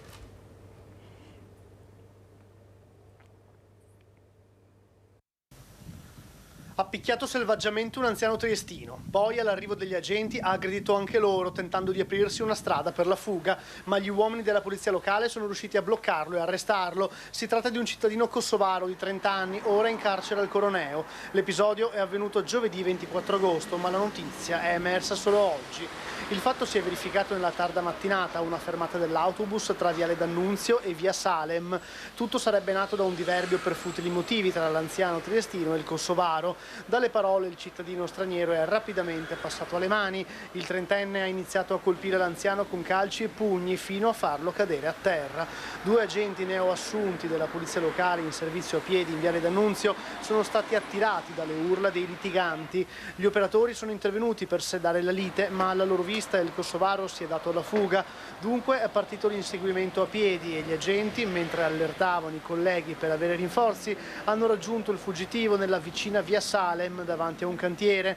In quel momento il trentenne kosovaro ha raccolto da terra una grossa tavola di legno con la quale ha tentato di colpire gli agenti. I rinforzi però sono arrivati e gli uomini della polizia locale sono riusciti a immobilizzare l'aggressore per trasportarlo alla caserma di San Sebastiano. Contemporaneamente altri agenti assistevano l'anziano ferito, portato poi all'ospedale di Cattinara. A causa dei colpi subiti l'uomo ha rimediato una prognosi di 25 giorni. Il cittadino straniero invece non aveva con sé i documenti e rifiutava di comunicare i propri dati. Dopo un controllo gli agenti hanno appurato come l'uomo non fosse sconosciuto alle forze dell'ordine. Senza fissa dimora il kosovaro è gravato da numerosi precedenti di polizia anche per reati contro la persona. Proprio per il comportamento particolarmente violento l'autorità giudiziaria ha convalidato l'arresto e ora il trentenne si trova al carcere del Coroneo. Dovrà rispondere dei reati di resistenza pubblico ufficiale, lesioni personali, rifiuto delle generalità e violazione della normativa sugli stranieri. E adesso invece vi porto a Padova e andiamo a vedere questo servizio di questo anziano, la morte della moglie. Andiamo a vedere.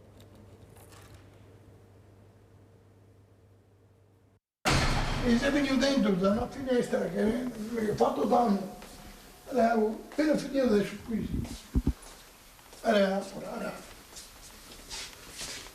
E vedi? La moglie ha questo, bisogna gettare quello che viene. Ma com'è possibile? È possibile. Questo è il mondo italiano. Ha le lacrime agli occhi il signor Vincenzo Ferrarese, 80 anni, ieri, mentre era in ospedale perché la moglie è mancata, ha subito un furto nella loro casa di Noventa Padovana. Non è vita questa. Dopo 2 mesi di sofferenza con la moglie, è morta con le mani in mano. Questa è la vita. Bisogna accettare quello che viene. Perché io questo battagliare. Dentro la cassaforte i ricordi di una vita. Ha tutto che porta via. La figlia ha detto che dentro la cassaforte che era gioielli, un colliere e 30.000 euro. L'hanno tagliata con flessibile, ha fatto danni per tutto, poi il varone della roba. Il signor Vincenzo è provato, la scomparsa della moglie lo ha segnato. I ladri hanno addirittura portato via le camicie che aveva comprato per il funerale, che sarà sabato. Su, qua, e io qua in mezzo qua, cava via tutto qualcosa. E qua. Nuove, questo mi ha messo andare al funerale. Ora mostra la foto della moglie scomparsa, il dolore nei suoi occhi. Ci mostra anche la fede, i malviventi non hanno fatto in tempo a rubarla. Resta questo, un ricordo di un amore lungo più di mezzo secolo. Penso che prima avevo una compagnia, adesso non penso. Ecco, vedete, perché vi faccio vedere questi video toccanti? Questo anziano, 80 anni, rassegnato, che non deve essere, E qui dobbiamo mettere in gioco, Laura, le associazioni di volontariato, perché lui sa che sarà solo, perché non è arrivato il messaggio: guarda che ci saremo anche noi, ti aiuteremo, perché il lutto, il dopo è terribile, la solitudine ogni giorno che provi, che non hai più la persona vicino a te cara, questa vita da soli, i figli fanno la loro vita, non possono essere sempre presenti. È qua che ci giochiamo il tutto, Laura. Tante associazioni, come ha detto anche la Presidente, ma che non arriviamo all'anziano perché non conosciamo il suo nome e cognome, l'indirizzo, non conosciamo la realtà. Io sono stata ad aiutare a Padova una signora che ha avuto il coraggio di chiamare, allora tante associazioni di volontariato, Padova è il centro, ma sola, abbandonata. Allora capite che se non riusciamo a fare rete e veramente anche tramite i servizi sociali avere queste informazioni per riuscire ad arrivare prima, no dopo, no quando questo uomo, questi anziani sono distrutti, dobbiamo arrivare prima, fare prevenzione. Ecco, il nostro ruolo, Laura, è fare prevenzione per aiutare le persone in difficoltà, o sbaglio? No, sicuramente è giusto, chiaro che appunto come una città come Padova, ma anche un Oderzo stessa, ha delle situazioni complesse e il dialogo con i servizi sociali, con il pubblico è fondamentale anche, oltre quello fra associazioni. Poi ci sono molte problematiche, persone magari che non chiamano perché si vergognano, perché abbiamo ascoltato dentro la consulta delle associazioni di volontariato che fanno proprio un lavoro, hanno messo su un numero perché gli anziani possano chiamare, danno delle risposte, ascoltano perché magari questi anziani non parlano per una settimana con nessuno e quindi senz'altro il volontariato è una delle risposte più importanti, però non è la sola, cioè qua si apre un mondo che... Ma non c'è niente altro, Laura, se non c'è il mondo del volontariato non c'è niente altro, perché come ha spiegato prima la Presidente, se una sola, un assistente sociale, personale non c'è, come faccio ad arrivare quell'anziano? Poi c'è la privacy, non è facile, perché dove vogliono ci mettono la privacy, dove veramente servirebbe non c'è, dove non servirebbe ci mettono anche questa burocrazia davanti. Abbiamo Antonio da Padova. Ciao Antonio, ben arrivato. Buongiorno e buona ripresa del programma, perché sentivamo la vostra mancanza. Grazie Antonio. Quanta carne c'è sul fuoco, degli arretrati da raccontarvi e non so come farete ad ascoltare tutti quanti, perché tutti questi sono tutti arretrati che abbiamo fatto in questi mesi qua della vostra assenza. E sto parlando perché sento tutti i giorni disgrazie, ma disgrazie non è che disgrazie sarebbero quelle naturali, cioè viene tutti ferri, viene un vento, ma disgrazie è che ci procuriamo noi altri, anche perché che paese è questo qua? È un paese governato questo qua, non si capisce chi è che ci governa, ma ci governano le lobby, non si capisce, c'è una lamentela generale praticamente, ma sai cos'è che c'è, Mirella? Che siamo governati da, come dire, pane e giochi, come una volta, i romani, che una volta i governi romani che facevano costruire dove giocano, dove sei i Colossei, e costruivano questi stadi di una volta, perché tu al popolo gli dai il pane e i giochi e basta, tutto va bene, e tutti sono contenti, felici, perché adesso domani ricomincia di nuovo le squadre di calcio, ci sono dei poveretti vengono svaligiati, vengono addirittura case occupate, ma non c'è problema. Da domani comincia il calcio, inizia venerdì, sabato, domenica, lunedì. Ma ti ricordi una volta, Mirella, che io quando avevo 15-16 anni avevo la radiolina e alla domenica c'era il calcio, alla domenica. Gli altri giorni c'erano i problemi da risolvere, Dio povero, ma la domenica c'era il calcio. Adesso il calcio inizia al venerdì e finisce il giovedì. Basta dare giochi e pane, e questa qua è l'Italia, ma non l'Italia, anche il resto del mondo, perché te vedi, Chi è che guadagnano sono solo i calciatori, perché ci sono dei milioni e milioni di euro. Milioni di euro. Ma Dio, ma i milioni una volta erano le lire, adesso sono in euro. Praticamente 1 milione sono 1000 volte. Tu dai milioni di euro a certe persone, sono 1000 volte le vecchie lire, Dio santo. E questa qua, mi dispiace per quella persona che gli hanno rotto la casa, ma guarda, cosa vuoi farci? Niente, vuoi farci. Quello continuerà a piangere, ma sai quanta gente che piange? Ma piango anch'io, perché 10 anni fa anche la mia casa è stata svaligiata.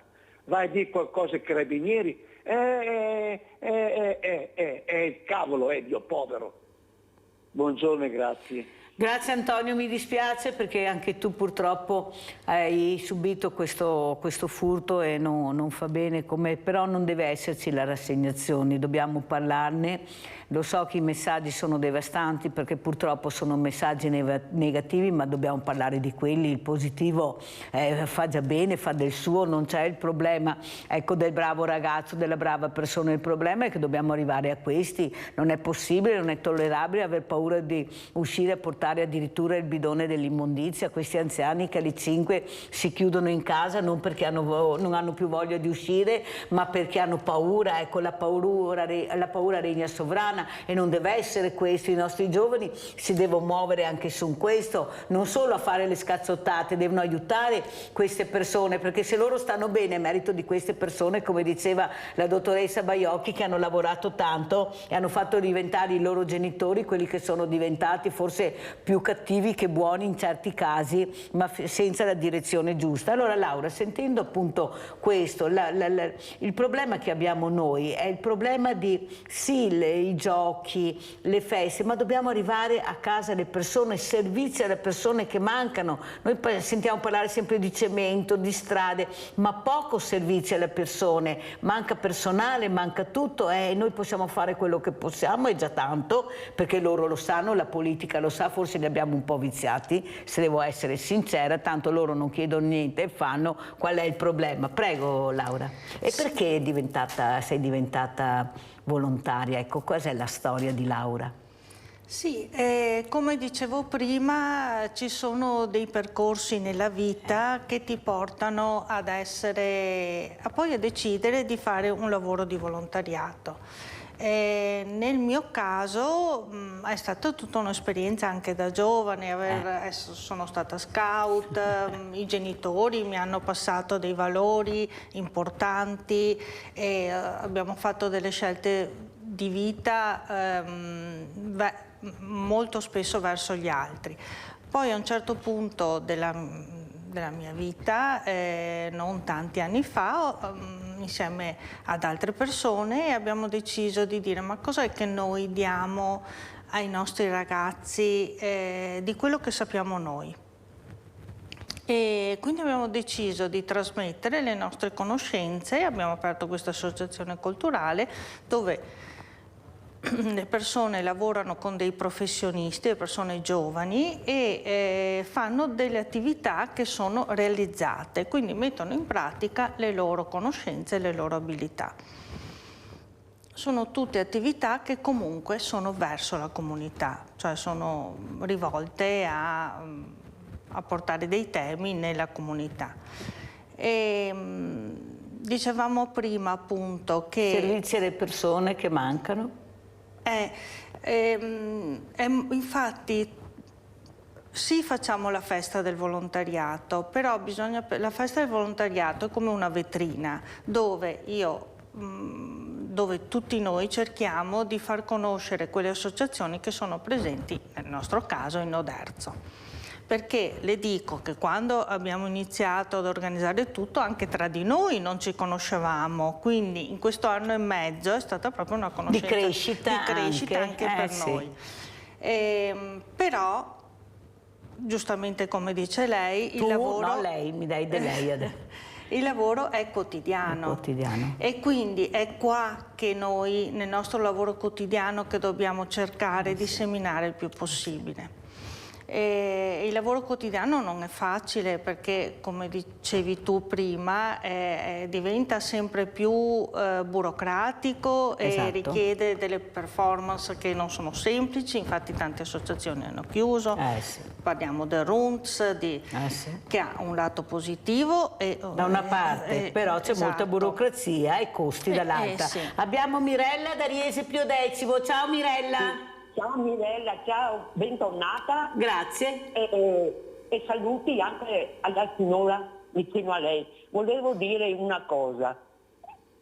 Io sono stata 2 settimane fa a un compleanno di una bambina di mia nipote. E hanno fatto questo compleanno fuori, sai, come un catering là fuori, insomma, già ordinato, preparato tutto. Ecco. C'erano 25 bambini con i suoi genitori, insomma questa festa è costata quasi 500 euro. Adesso praticamente la mia nipotina fa in febbraio il compleanno e ora bisogna che faccia anche lei questa cosa qua.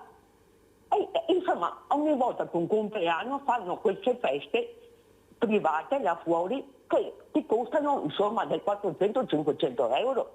Perché ci sono i palloncini, c'è la signora che porta tutto di più, c'è festa per giochi, di tutto di più, ma porca miseria, con queste famiglie non so come vanno, come sono abituate, e sono giovani, spose giovani che hanno più 30 anni, 35. Ascolta Mirella, come si sono comportati i bambini con i loro genitori a questa festa? Ma i genitori eravamo, cioè io nonna ero seduta vicino a sua mamma e qua là, e i bambini giocano, si divertono, sì è bello, si divertono, però se facevano qualche mamma a casa tutti quei soldi li spagnava forse o no? Magari con un po' di panini, questo, quello, quell'altro, no, lascia tutto fuori, tutto compra, tutto spendi. È una esagerazione e non parliamo di scuola adesso. La prossima settimana i miei nipotini sono 3 e ora hanno tutto nuovo perché sennò ci guardano tutti. È una cosa di altro mondo, ma c'è dei genitori, poco insegnamento bene fatto. Grazie Mirella, hai fatto bene a fare questa telefonata per far capire, ecco questi sono i messaggi che arrivano, devi avere il più bello, devi avere tutto come ha avuto il tuo amichetto a quel compleanno, perché sennò che figura facciamo anche noi genitori, perché ricordati Mirella che non è che chiedono ai bambini cosa vorrebbero, sono loro che decidono cosa fare, cosa mettere, chi invitare, chi non invitare.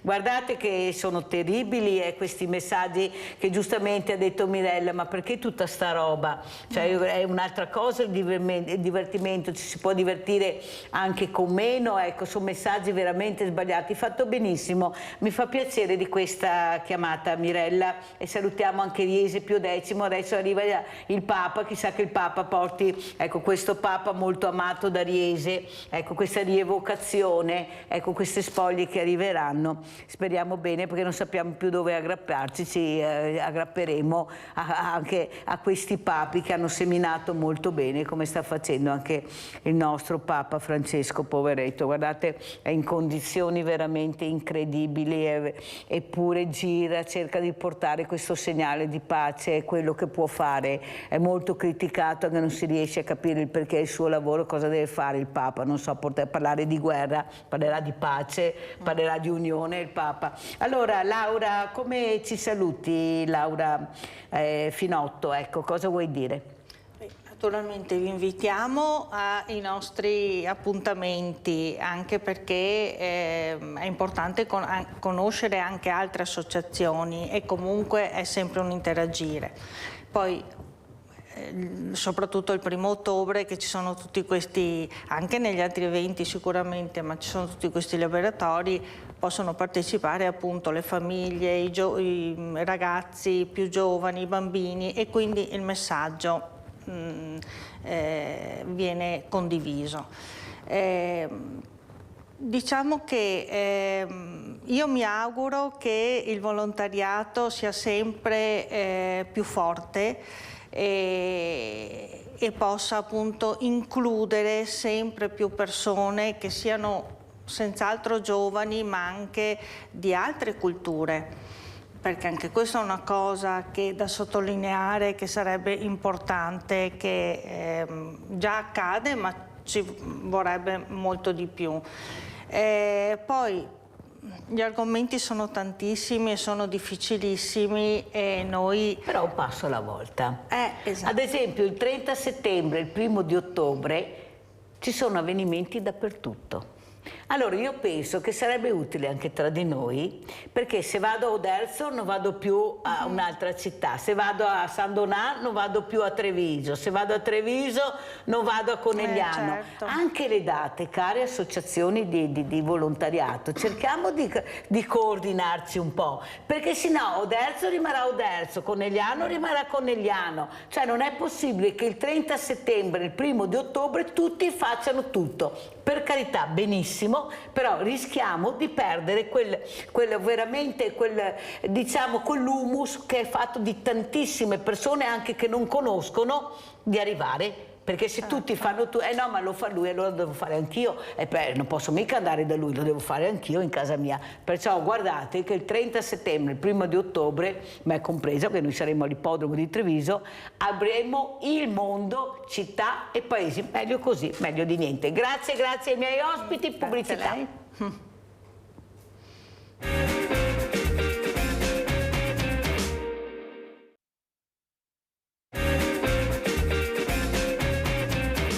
Allora, andiamo per ordine, adesso vi presento degli ospiti incredibili, uno in particolare, perché uno lo conosciamo già, è Patrizio Miatello, che è collegato con noi, ecco qua, presidente associazione Zellino Terzo da Onara. Grazie, ciao Miatello, grazie di essere qui, non notizie positive di sicuro, dopo quello che mi ha scritto, però ne parleremo perché è giusto che sappiate com'è la situazione. Vicino a me invece abbiamo un altro giovane, un giovane designer. Abbiamo Giorgio Pirollo che ha portato anche un libro, ma ha portato delle cosine incredibili, le macchinine, lui fa le macchinine che piacciono tanto a grandi e piccini, piccini e grandi. Allora inizierei proprio da te, Giorgio. Perché questa passione, questa creatività, da cosa deriva? Perché ci deve essere un qualcosa dove sei partito. Prego. Intanto buongiorno a tutti, buongiorno Mirella.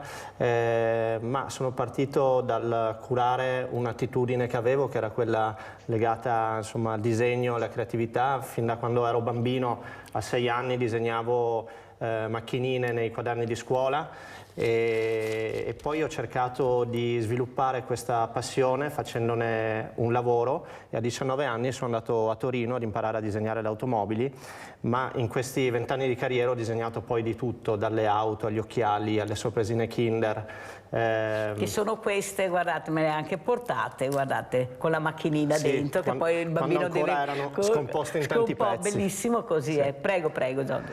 Addirittura gli occhiali, ecco, ti ho portato anche questo esempio, ma ho trovato nella creatività, nel disegnare, una stanza segreta, privilegiata, dove esprimere tutto quello che avevo dentro e ho dentro ancora tanto da far vedere. Ho sempre cercato di materializzare le mie idee, di trovare anche spazio magari nel mercato e questa è insomma la mia storia, che parte dalle montagne, da Belluno, dove ho trovato le mie prime ispirazioni e le ho portate poi a Torino e in giro per il mondo. Ecco, io ho parlato con dei ragazzi che così si definiscono borderline, ragazzi che hanno vissuto la strada, che sono diventati dei creativi numero uno. Ne ho avuto anche ospiti e proprio forse la strada, l'ambiente, ecco questo mondo un po' particolare, visto non sempre bene da questo mondo di adulti che vuole sempre criticare, vuole sempre insegnare, poco ascoltare, ma decidere per gli altri. Un bambino deve decidere, sa cosa vuole fare quel giorno. E invece il genitore continua a decidere, abbiamo sentito le grandi feste, con tutto, magari il bambino voleva semplicemente magari creare una macchinina assieme al suo papà o alla sua mamma, non hanno bisogno di grandissime cose, però io penso che i giovani siano creativi. Cosa dici, Giorgio? Assolutamente sì, io credo che un bambino sappia bene o male qual è il suo percorso, però ancora non ha i mezzi durante l'infanzia per farlo, realizzarlo. Io credo che un genitore debba lasciare per un certo periodo, per una certa età, ancora carta bianca al bambino per capire dove il ragazzino va poi diciamo, a focalizzarsi, perché è inutile che un genitore inserisca un ragazzo in un percorso che lo porterà magari a fare un qualcosa di cui si pentirà dopo in età un po' più adulta.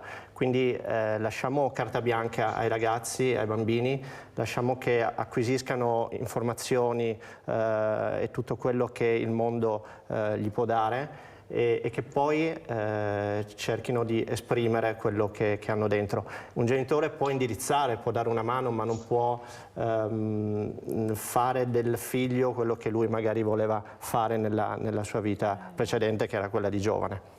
Ascolta, secondo te, Giorgio, che messaggio sta arrivando ai ragazzi? Perché loro ormai vivono coi social, vivono con questi mezzi meccanici incredibili, non riescono neppure più a separarsi, neanche 10 minuti, una tragedia per qualcuno. Ecco, che messaggi stanno arrivando secondo te? Siamo in un mondo totalmente differente rispetto a 20 anni fa. Un mondo che per certi versi disconosco, perché questa dipendenza legata ai social che sta venendo fuori adesso anche a livello sociale, insomma, come un problema, trovo che sia proprio una dipendenza dal quale i ragazzini fanno fatica a staccarsi. Vedo ragazzini che stanno 8 ore sul divano a guardare un telefonino e sentire delle voci di cui non si ricordano poi niente. Non è che ci sono un sacco di informazioni che gli arrivano, ma poi sono tutte informazioni talvolta inutili. Quindi non voglio dire si stava meglio una volta, oggi bisogna cercare di capire come usare questi social e mettere anche diciamo delle barriere per non far arrivare i bambini e i ragazzini a tutto quello che il social propone, perché è veramente un panorama a 360 gradi anche non del tutto positivo talvolta.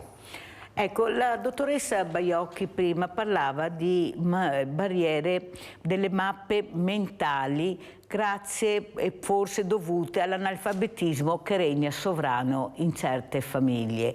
Questo analfabetismo che porta poi questi ragazzi a non capire i veri valori e il percorso che devono fare per crescere bene, per crescere con dei valori. Ecco, secondo te abbiamo bisogno, cioè i ragazzi hanno bisogno di educatori capaci, perché noi sentiamo veramente ormai nelle scuole c'è il psicologo, magari manca l'assistente di sostegno, ma si trova il psicologo. Però io penso a quegli anziani che hanno lavorato tanto, sono cresciuti con niente, eppure c'era questa autorità all'interno delle famiglie, che non vuol dire sempre severità, essere autorevole non vuol dire essere severo, che non riescono le nuove generazioni di genitori, molti, a non fare più. Cosa dici? Che messaggio sta arrivando? Ma guarda, una volta c'erano dei riferimenti anche al di fuori della famiglia, che poteva essere il prete, la parrocchia, poteva essere l'insegnante, ma anche lo stesso genitore.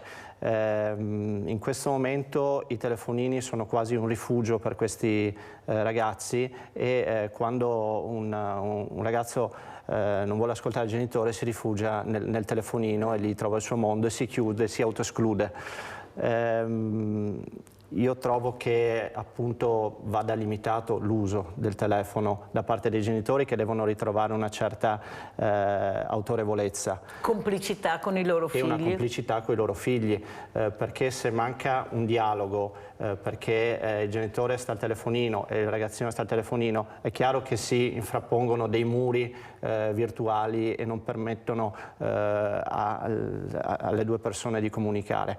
Quindi il messaggio parte dal genitore. Il genitore non deve stare ore anche lui al telefonino, perché sennò è come chi fuma, no? Mio papà ha smesso di fumare quando sono nato io, e quello è un messaggio positivo che io mi ricorderò sempre. Allora sentiamo invece cosa ne pensa Patrizio Miatello di questa complicità che lui ha cercato di creare sia con la politica che con le banche, però mi sa che questa complicità fa fatica a decolare, o sbaglio Miatello? Cosa ci racconti?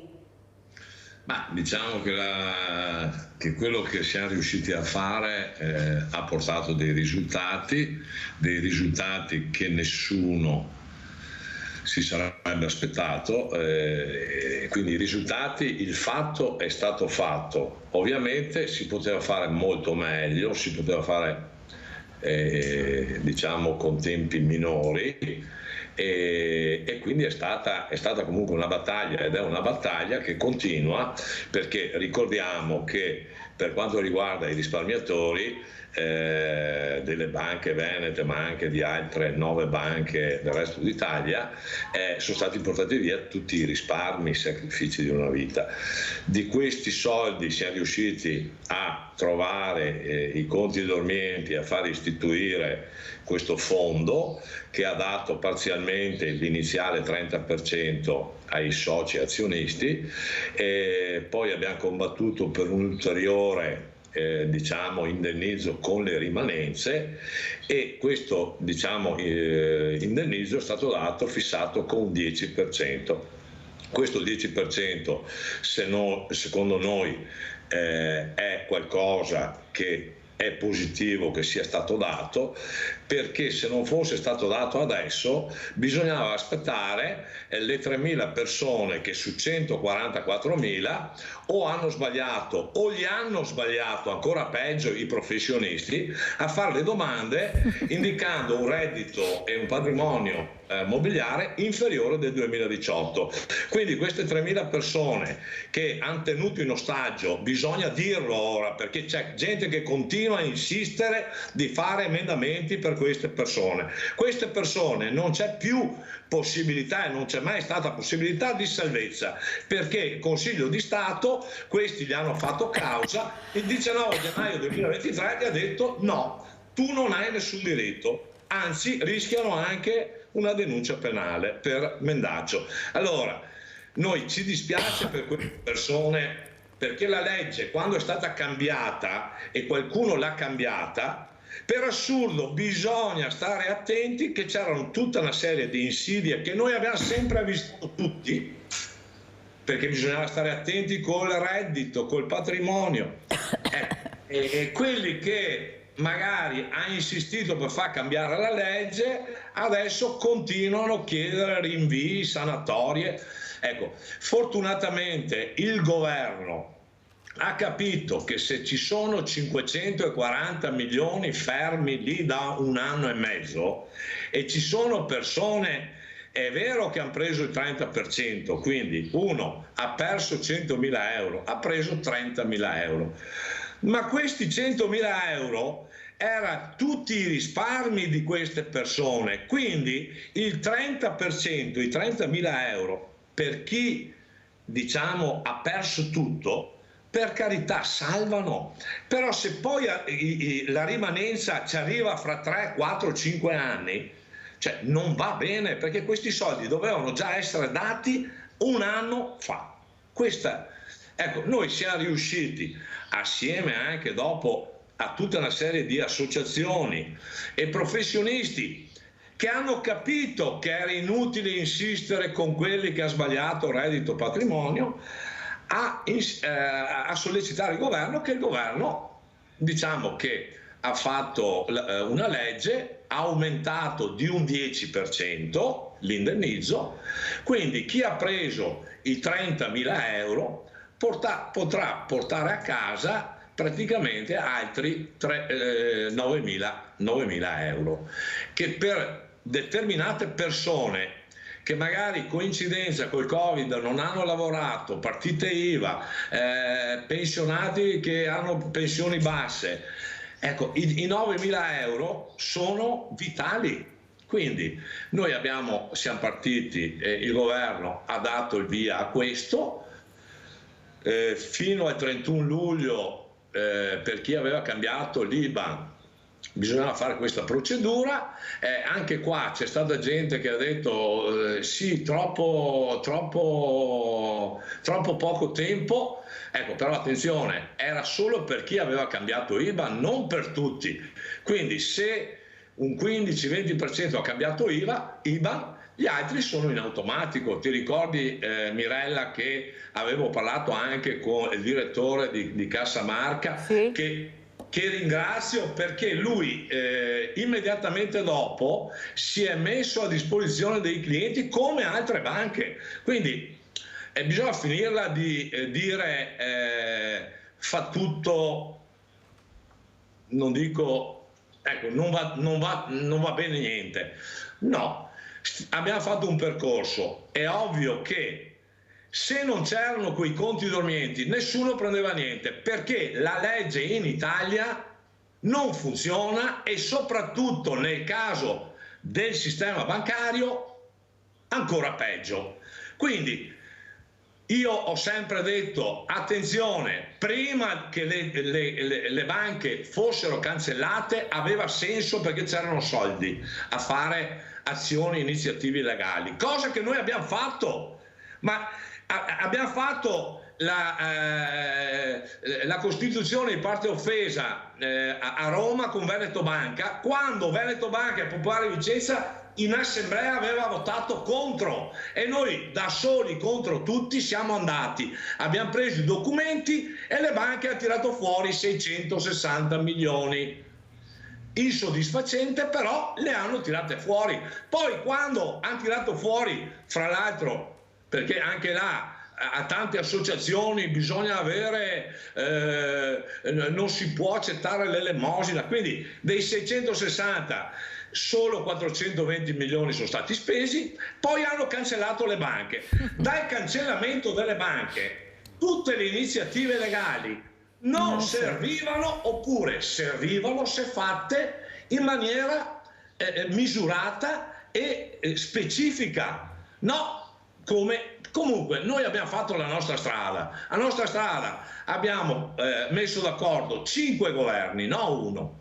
Quindi lo posso dire ora, io sono stato sempre di sopra di tutti, grazie anche ai giornalisti, a Rete Veneta, a te Mirella. Noi ci siamo sempre messi al di sopra di tutto, perché quello che ci interessava erano portare a casa qualcosa per i risparmiatori. Grazie, aspetta Miatello che voglio sentire anche Giorgio Pirollo, questo designer che ce l'ha messa tutta, che è un creativo. Ecco, sei stato aiutato, prima si parlava di partite IVA, ha accennato Patrizio Miatello, ma non è così semplice aprire e chiudere eventualmente una partita IVA, ha dei costi anche molto alti. Guardate che è più facile aprirla che poi chiuderla. Ecco, tu come designer, ecco, il percorso che hai fatto, sei stato aiutato, hai trovato paletti, questi giovani che se ne vanno all'estero perché qua non riescono a trovare la luce nel tunnel nonostante lauree importanti che abbiano, ma veramente non sono ripagati come meriterebbero, la fatica di trovare casa, la fatica di mettere su famiglia. Cosa vuoi dire, Giorgio? Ma noi a livello imprenditoriale, con questo progetto che è partito nel 2016, il progetto Frangivento, ci siamo alzati le maniche e abbiamo messo in gioco tutti i nostri risparmi. Sentite. I risparmi di una vita, miei, di mio fratello e del mio socio Paolo Mancini a Torino, cercando di creare un qualcosa di nuovo, quindi di fare tramite un seme che era il disegno della macchina, che poi tra l'altro risaliva al 1999 e che ci ha dato la possibilità di inserirci in un mercato molto ambizioso come quello delle hypercar, con un prodotto avveniristico. Ora, da questo punto di vista non abbiamo ricevuto aiuti da nessuno e continuiamo a non riceverne, se non pacche sulla spalla, grazie, e stiamo andando avanti con i nostri spiccioli, facendo cose grandiose. Ci siamo autofinanziati. Questo perché crediamo nel nostro progetto, non crediamo nell'aiuto di altri, magari arriverà l'aiuto, però devo ringraziare tutta quella filiera di fornitori che ci ha permesso, e qui c'è l'aiuto, ci ha permesso di realizzare il nostro progetto dal 2016 ad oggi, e che hanno messo anche loro in gioco le loro aziende. Allora, parliamo di questo progetto, Giorgio. Ecco, qual è l'obiettivo di questo progetto? L'obiettivo di questo progetto è creare un sistema imprenditoriale riguardante l'automotive che riporti a quello che si faceva negli anni 70, dove si disegnavano le auto e si costruivano insieme a una serie di maestranze ed eccellenze manifatturiere italiane. Quindi abbiamo percorso una strada opposta a quello che sta succedendo in Italia e a Torino. Non abbiamo cercato di andare all'estero, non abbiamo cercato di vendere il nostro progetto ai cinesi sarebbe stato facile, no? È semplice. Sarebbe stato più facile. Potevo fare il mio progetto in Cina, io sono stato in Cina tanto tempo, potevo realizzarlo lì, invece no, la volontà era quella di fare un qualcosa qui in Italia con le nostre maestranze. Questo è stato l'input iniziale, nel far vedere ancora una volta in questi anni di un po' di medioevo appunto digitale, che c'è una realtà che invece usa le mani e sa fare qualcosa e lo manualità dimostra. E creatività. Esatto. Ecco, le cose veramente vanno assieme, è un unico binario. Però tu hai detto molto bene una cosa importante che purtroppo la sento e l'ho provata anch'io, gran pacchi sulle spalle in Italia, ma in Italia non si va avanti con le pacche sulle spalle. Io ho avuto un altro creativo ospite dove veramente in Europa è un numero 1 e qua in Italia invece arriva solo grazie alla pacca sulla spalla.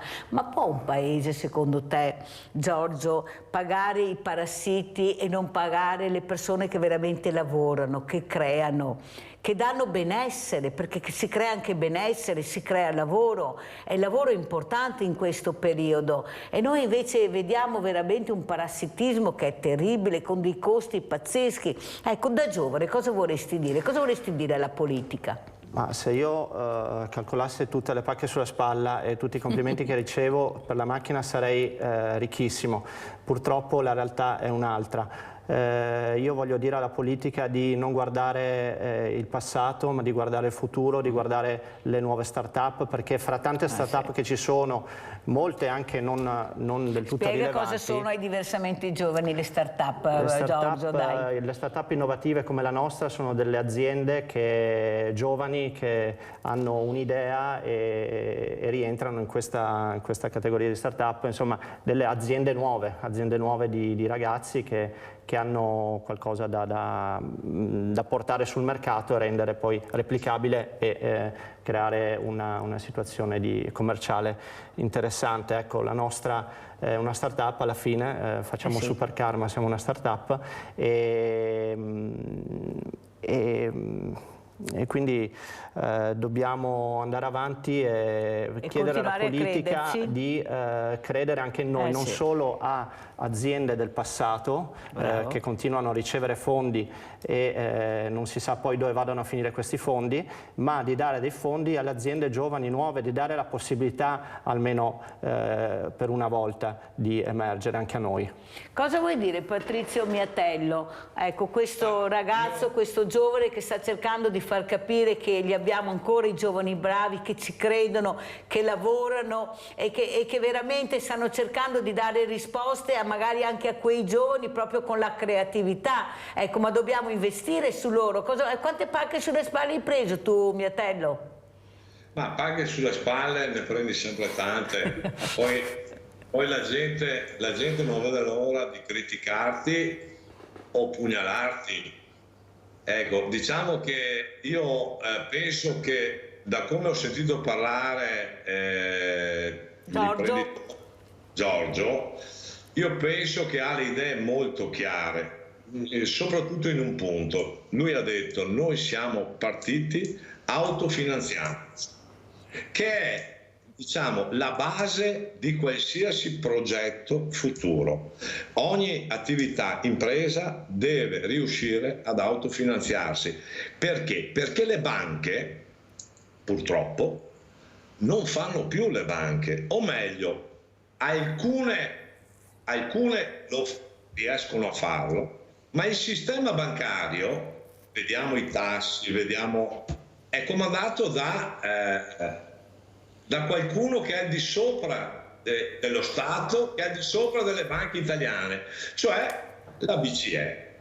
Quindi il fatto di partire autofinanziandosi è sicuramente la prima fondamenta, è la fondamenta più certa che una persona, un'impresa, un imprenditore con principi, quindi il Made in Italy, la riscoperta della qualità, questo deve ritornare in tutti noi e nei giovani.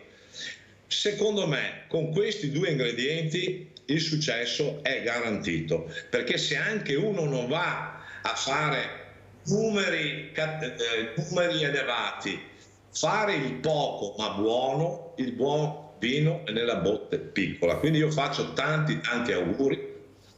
Ovvio che la politica dovrebbe, anzi deve. Io non sono un politico, qualcuno mi ha chiesto di dare una mano a Vicenza, l'ho data, ma senza inserirmi nella politica. Ecco, i politici devono fare i politici a 360 gradi e io dico, e ne ho conosciuti tanti, solo pochi sono veri politici. Perché? Perché la burocrazia in questi 5 governi io non l'ho vista migliorare, l'ho vista peggiorare.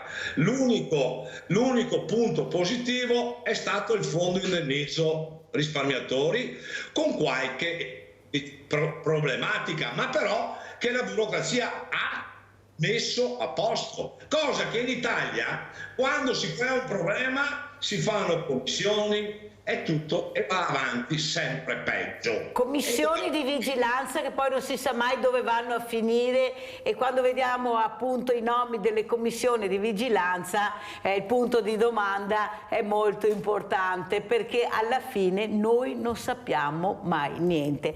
Però caro Miatello, tu lo sai che io ho raccontato, perché mi ha chiamato un risparmiatore dicendo: ma lo sai che questa mattina sono andato in banca per comprare questi buoni del tesoro nuovi che lo Stato emette e dovevo firmare una carta in bianco perché non mi davano il tasso reale, cioè me lo davano dopo, prima firmo e poi mi dicono che tasso mi daranno. Ma come si fa a firmare una cosa in bianco? Mi prometti 3, 5 e poi magari mi arriva l'1. Non lo trovi di una scorrettezza ignobile? Ma è lo Stato, lo Stato siamo noi, qua è la politica, è diverso a mio avviso. Non è lo Stato, perché lo Stato sono tutti i cittadini italiani, è la politica. Ma come fai tu, banca, a farmi firmare un modello in bianco? E io firmo cosa? Cosa mi dai? Guardate che è pazzesca questa cosa, ma è vera, l'ho raccontata perché è reale. Cioè tu andresti in banca e firmare una cosa, poi le diremo il tasso, lo diremo dopo. Come, scusi, come dopo? Me lo dirà adesso? Se lei mi dice che il 3 sarà scritto il 3, no, ancora non glielo posso dire, vedremo dopo. Cioè in base agli ordini loro decidono cosa darti, hai capito la furbizia? Sono tanti, abbassiamo, sono pochi, alziamo, il famoso zuccherino. Ma lo trovo corretto, tu, e nessuno dice niente, sempre mi vo combatta sta paura, e loro fanno veramente, hanno il coltello dalla parte del manico. Sono i nostri soldi che poi il giorno dopo non sai più neanche dove sono andati a finire. Prego Miatello. Questa è la dimostrazione di quello che purtroppo io ho detto. Allora, con la vicenda delle banche venete praticamente si sperava che il sistema imparasse, che tutti imparassimo dall'esperienza. Invece no, non sono cambiate le regole, sono peggiorate. Sì. E cioè non è che è stata fatta un'ecatombe di persone, famiglie, perché guardate che la vicenda delle banche venete è una cosa mostruosa, cioè non ci rendiamo conto gli effetti negativi che ha avuto e che avrà, perché ricordo che ci sono 300.000 ipoteche di persone. Fermati, perché abbiamo Giulia da Venezia, se no non ce la faccio, cade la linea, la nostra Giulia la devo dare. Ciao Giulia. Sì, Mirella, ciao, buongiorno a tutti, anche i tuoi cari ospiti che hai là. sì, non posso fare a meno di intervenire quando hai il dottor Miatello, perché mi hai sentita fino adesso, Mirella? Sì, Giulia, ti sentiamo bene e chiara. Mirella, il dottor Miatello è una persona che deve andare avanti sempre, perché lui sta portando avanti la verità. Ma quei politici che abbiamo, loro non conoscono vergogna, perché loro vanno avanti con i loro programmi, ma può succedere. È veramente vero, Mirella, quello che ha detto il dottor Miatello.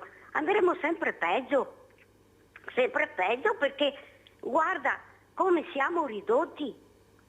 È una verità, Mirella, non viene fuori neanche dopo 50 anni. Figurati qua, adesso avendo là un bel gruzzoletto di soldi così, in un momento così brutto, perché loro non risparmiano niente, dovevano tagliarsi loro al governo quello che sprecano. E pensa, Mirella, che mi hanno aumentato 24 euro della pensione, adesso quando l'ora della manovra me ne prenderanno 50. Allora io dico al dottor Miatello che vada sempre avanti, speriamo che la gente, dobbiamo lamentarci, dobbiamo gridare queste vergogne. Dottor Miatello, avanti tutta, la saluto, anche il caro ospite che hai là, Mirella, vi auguro una buona giornata, ciao Mirella. Grazie cara Giulia, come hai sentito? No, aspetta un attimo perché voglio anche la voce giovane di questo Giorgio Pirollo che sente Miatello, ma sente anche questa diversamente giovane che sa benissimo quello che sta succedendo, questi aumenti che hanno i nostri diversamente giovani, come li chiamo io, 20 euro, pensa a te cosa fai con 20 euro di aumento, ecco una cosa pazzesca. Ma che messaggio sta arrivando secondo te anche da questa fascia che veramente è la fascia più fragile?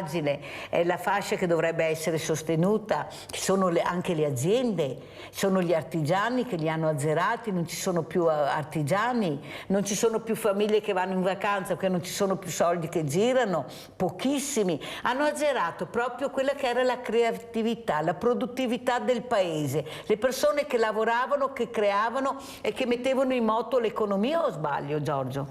Ma sicuramente queste fasce vanno tutelate. Dagli anziani con le pensioni, ai giovani con gli investimenti sulle loro attività imprenditoriali, alla fascia dei commercianti piccoli, medio piccoli, perché alla fine queste fasce qui fanno parte del nostro tessuto sociale, sono quelle che rappresentano diciamo, le fondamenta poi per anche le situazioni più grosse come le aziende che invece hanno tantissimi dipendenti e dei fatturati molto alti, però se non alimentiamo prima la fascia diciamo, del terreno che compone la nostra società, avremo sempre insomma, tanti malumori. E secondo me c'è la possibilità di farlo, la politica secondo me sta guardando adesso anche in questa direzione, non è sicuramente facile. Però, questa premia ci sta provando, dici tu? Ma credo proprio di sì, e credo che l'attenzione verso il Made in Italy e la tutela del Made in Italy in questo momento, per quanto mi riguarda, quindi facendo prodotti italiani, sia stata presa in considerazione. Ascolta, tu hai scritto questo libro perché il tempo vola, guardate anche soprattutto il titolo, I disegni non parlano. Perché questo titolo e questo libro, Giorgio? I disegni non parlano perché io mi sono trovato in questi anni a disegnare proprio a testa bassa 8, 9, 10 ore al giorno automobili, e quindi in realtà avevo voglia anche di comunicare quello che stavo facendo. L'ho fatto attraverso questa storia dove ci sono due ragazzi, Jacopo e Dalia. In particolare Dalia è una ragazza che subisce un trauma infantile molto forte e fa della creatività uno strumento per comunicare, quindi lei è muta ma comunica col mondo attraverso i disegni.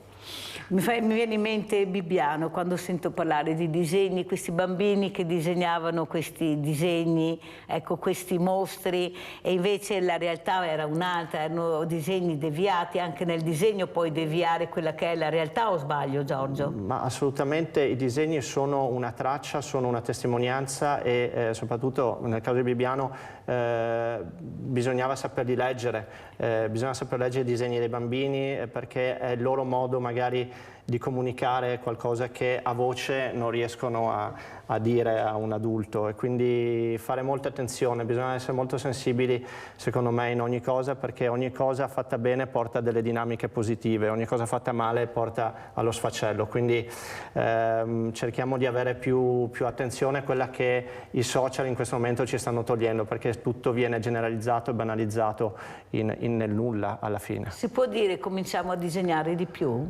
Cominciamo a disegnare di più, cominciamo a parlare di più, cominciamo a comunicare nel vero senso della parola anche con degli abbracci, cioè sentiamoci di più fra persone, non solo fra noi e uno schermo. Il contatto, il tocco, il tatto, il contatto che non c'è più purtroppo. Non c'è più. Eppure se io osservo i giovani, la prima cosa che fanno quando si incontrano si abbracciano. Voi osservate bene, quando loro si incontrano o con la mano o si toccano, hanno bisogno del contatto quando sono a tu per tu tra di loro. Guardate che è molto importante. Allora Miatello, come ci saluti? Ormai siamo in chiusura, cosa vuoi dire anche alla nostra Giulia che ti ha fatto i complimenti? Allora, intanto a Giulia dico che non sono dottore, sono orgogliosamente ragioniere, e da ragioniere io ragiono come diciamo i vecchi tempi, e diciamo che noi andremo avanti perché c'è tanto da fare. Cara Giulia, tieni presente che quello che sta andando avanti diciamo a livello finanziario sta andando avanti in maniera distruttiva. Ecco, però do una buona notizia in esclusiva, perché con Mirella se lo merita e Rete Veneta se lo merita. Ecco, io personalmente a 15 enti pubblici sono circa 8 mesi che scrivo, che ho trovato oltre 1 miliardo di soldi pubblici e solo 3 di questi enti mi hanno risposto con esito positivo.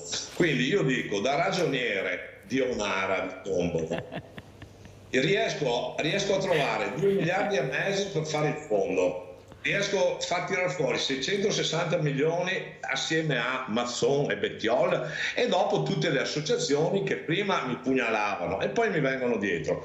Adesso a questi 15 enti, di cui 4 salvo in extremis perché si sono svegliati, gli altri enti, cara Mirella, io se entro fine settembre questi enti non risponderanno, perché ovviamente ci sono dei dirigenti che... Ma di che enti stai parlando? Perché guarda che siamo pieni di enti, no? Spiega anche che enti stai parlando.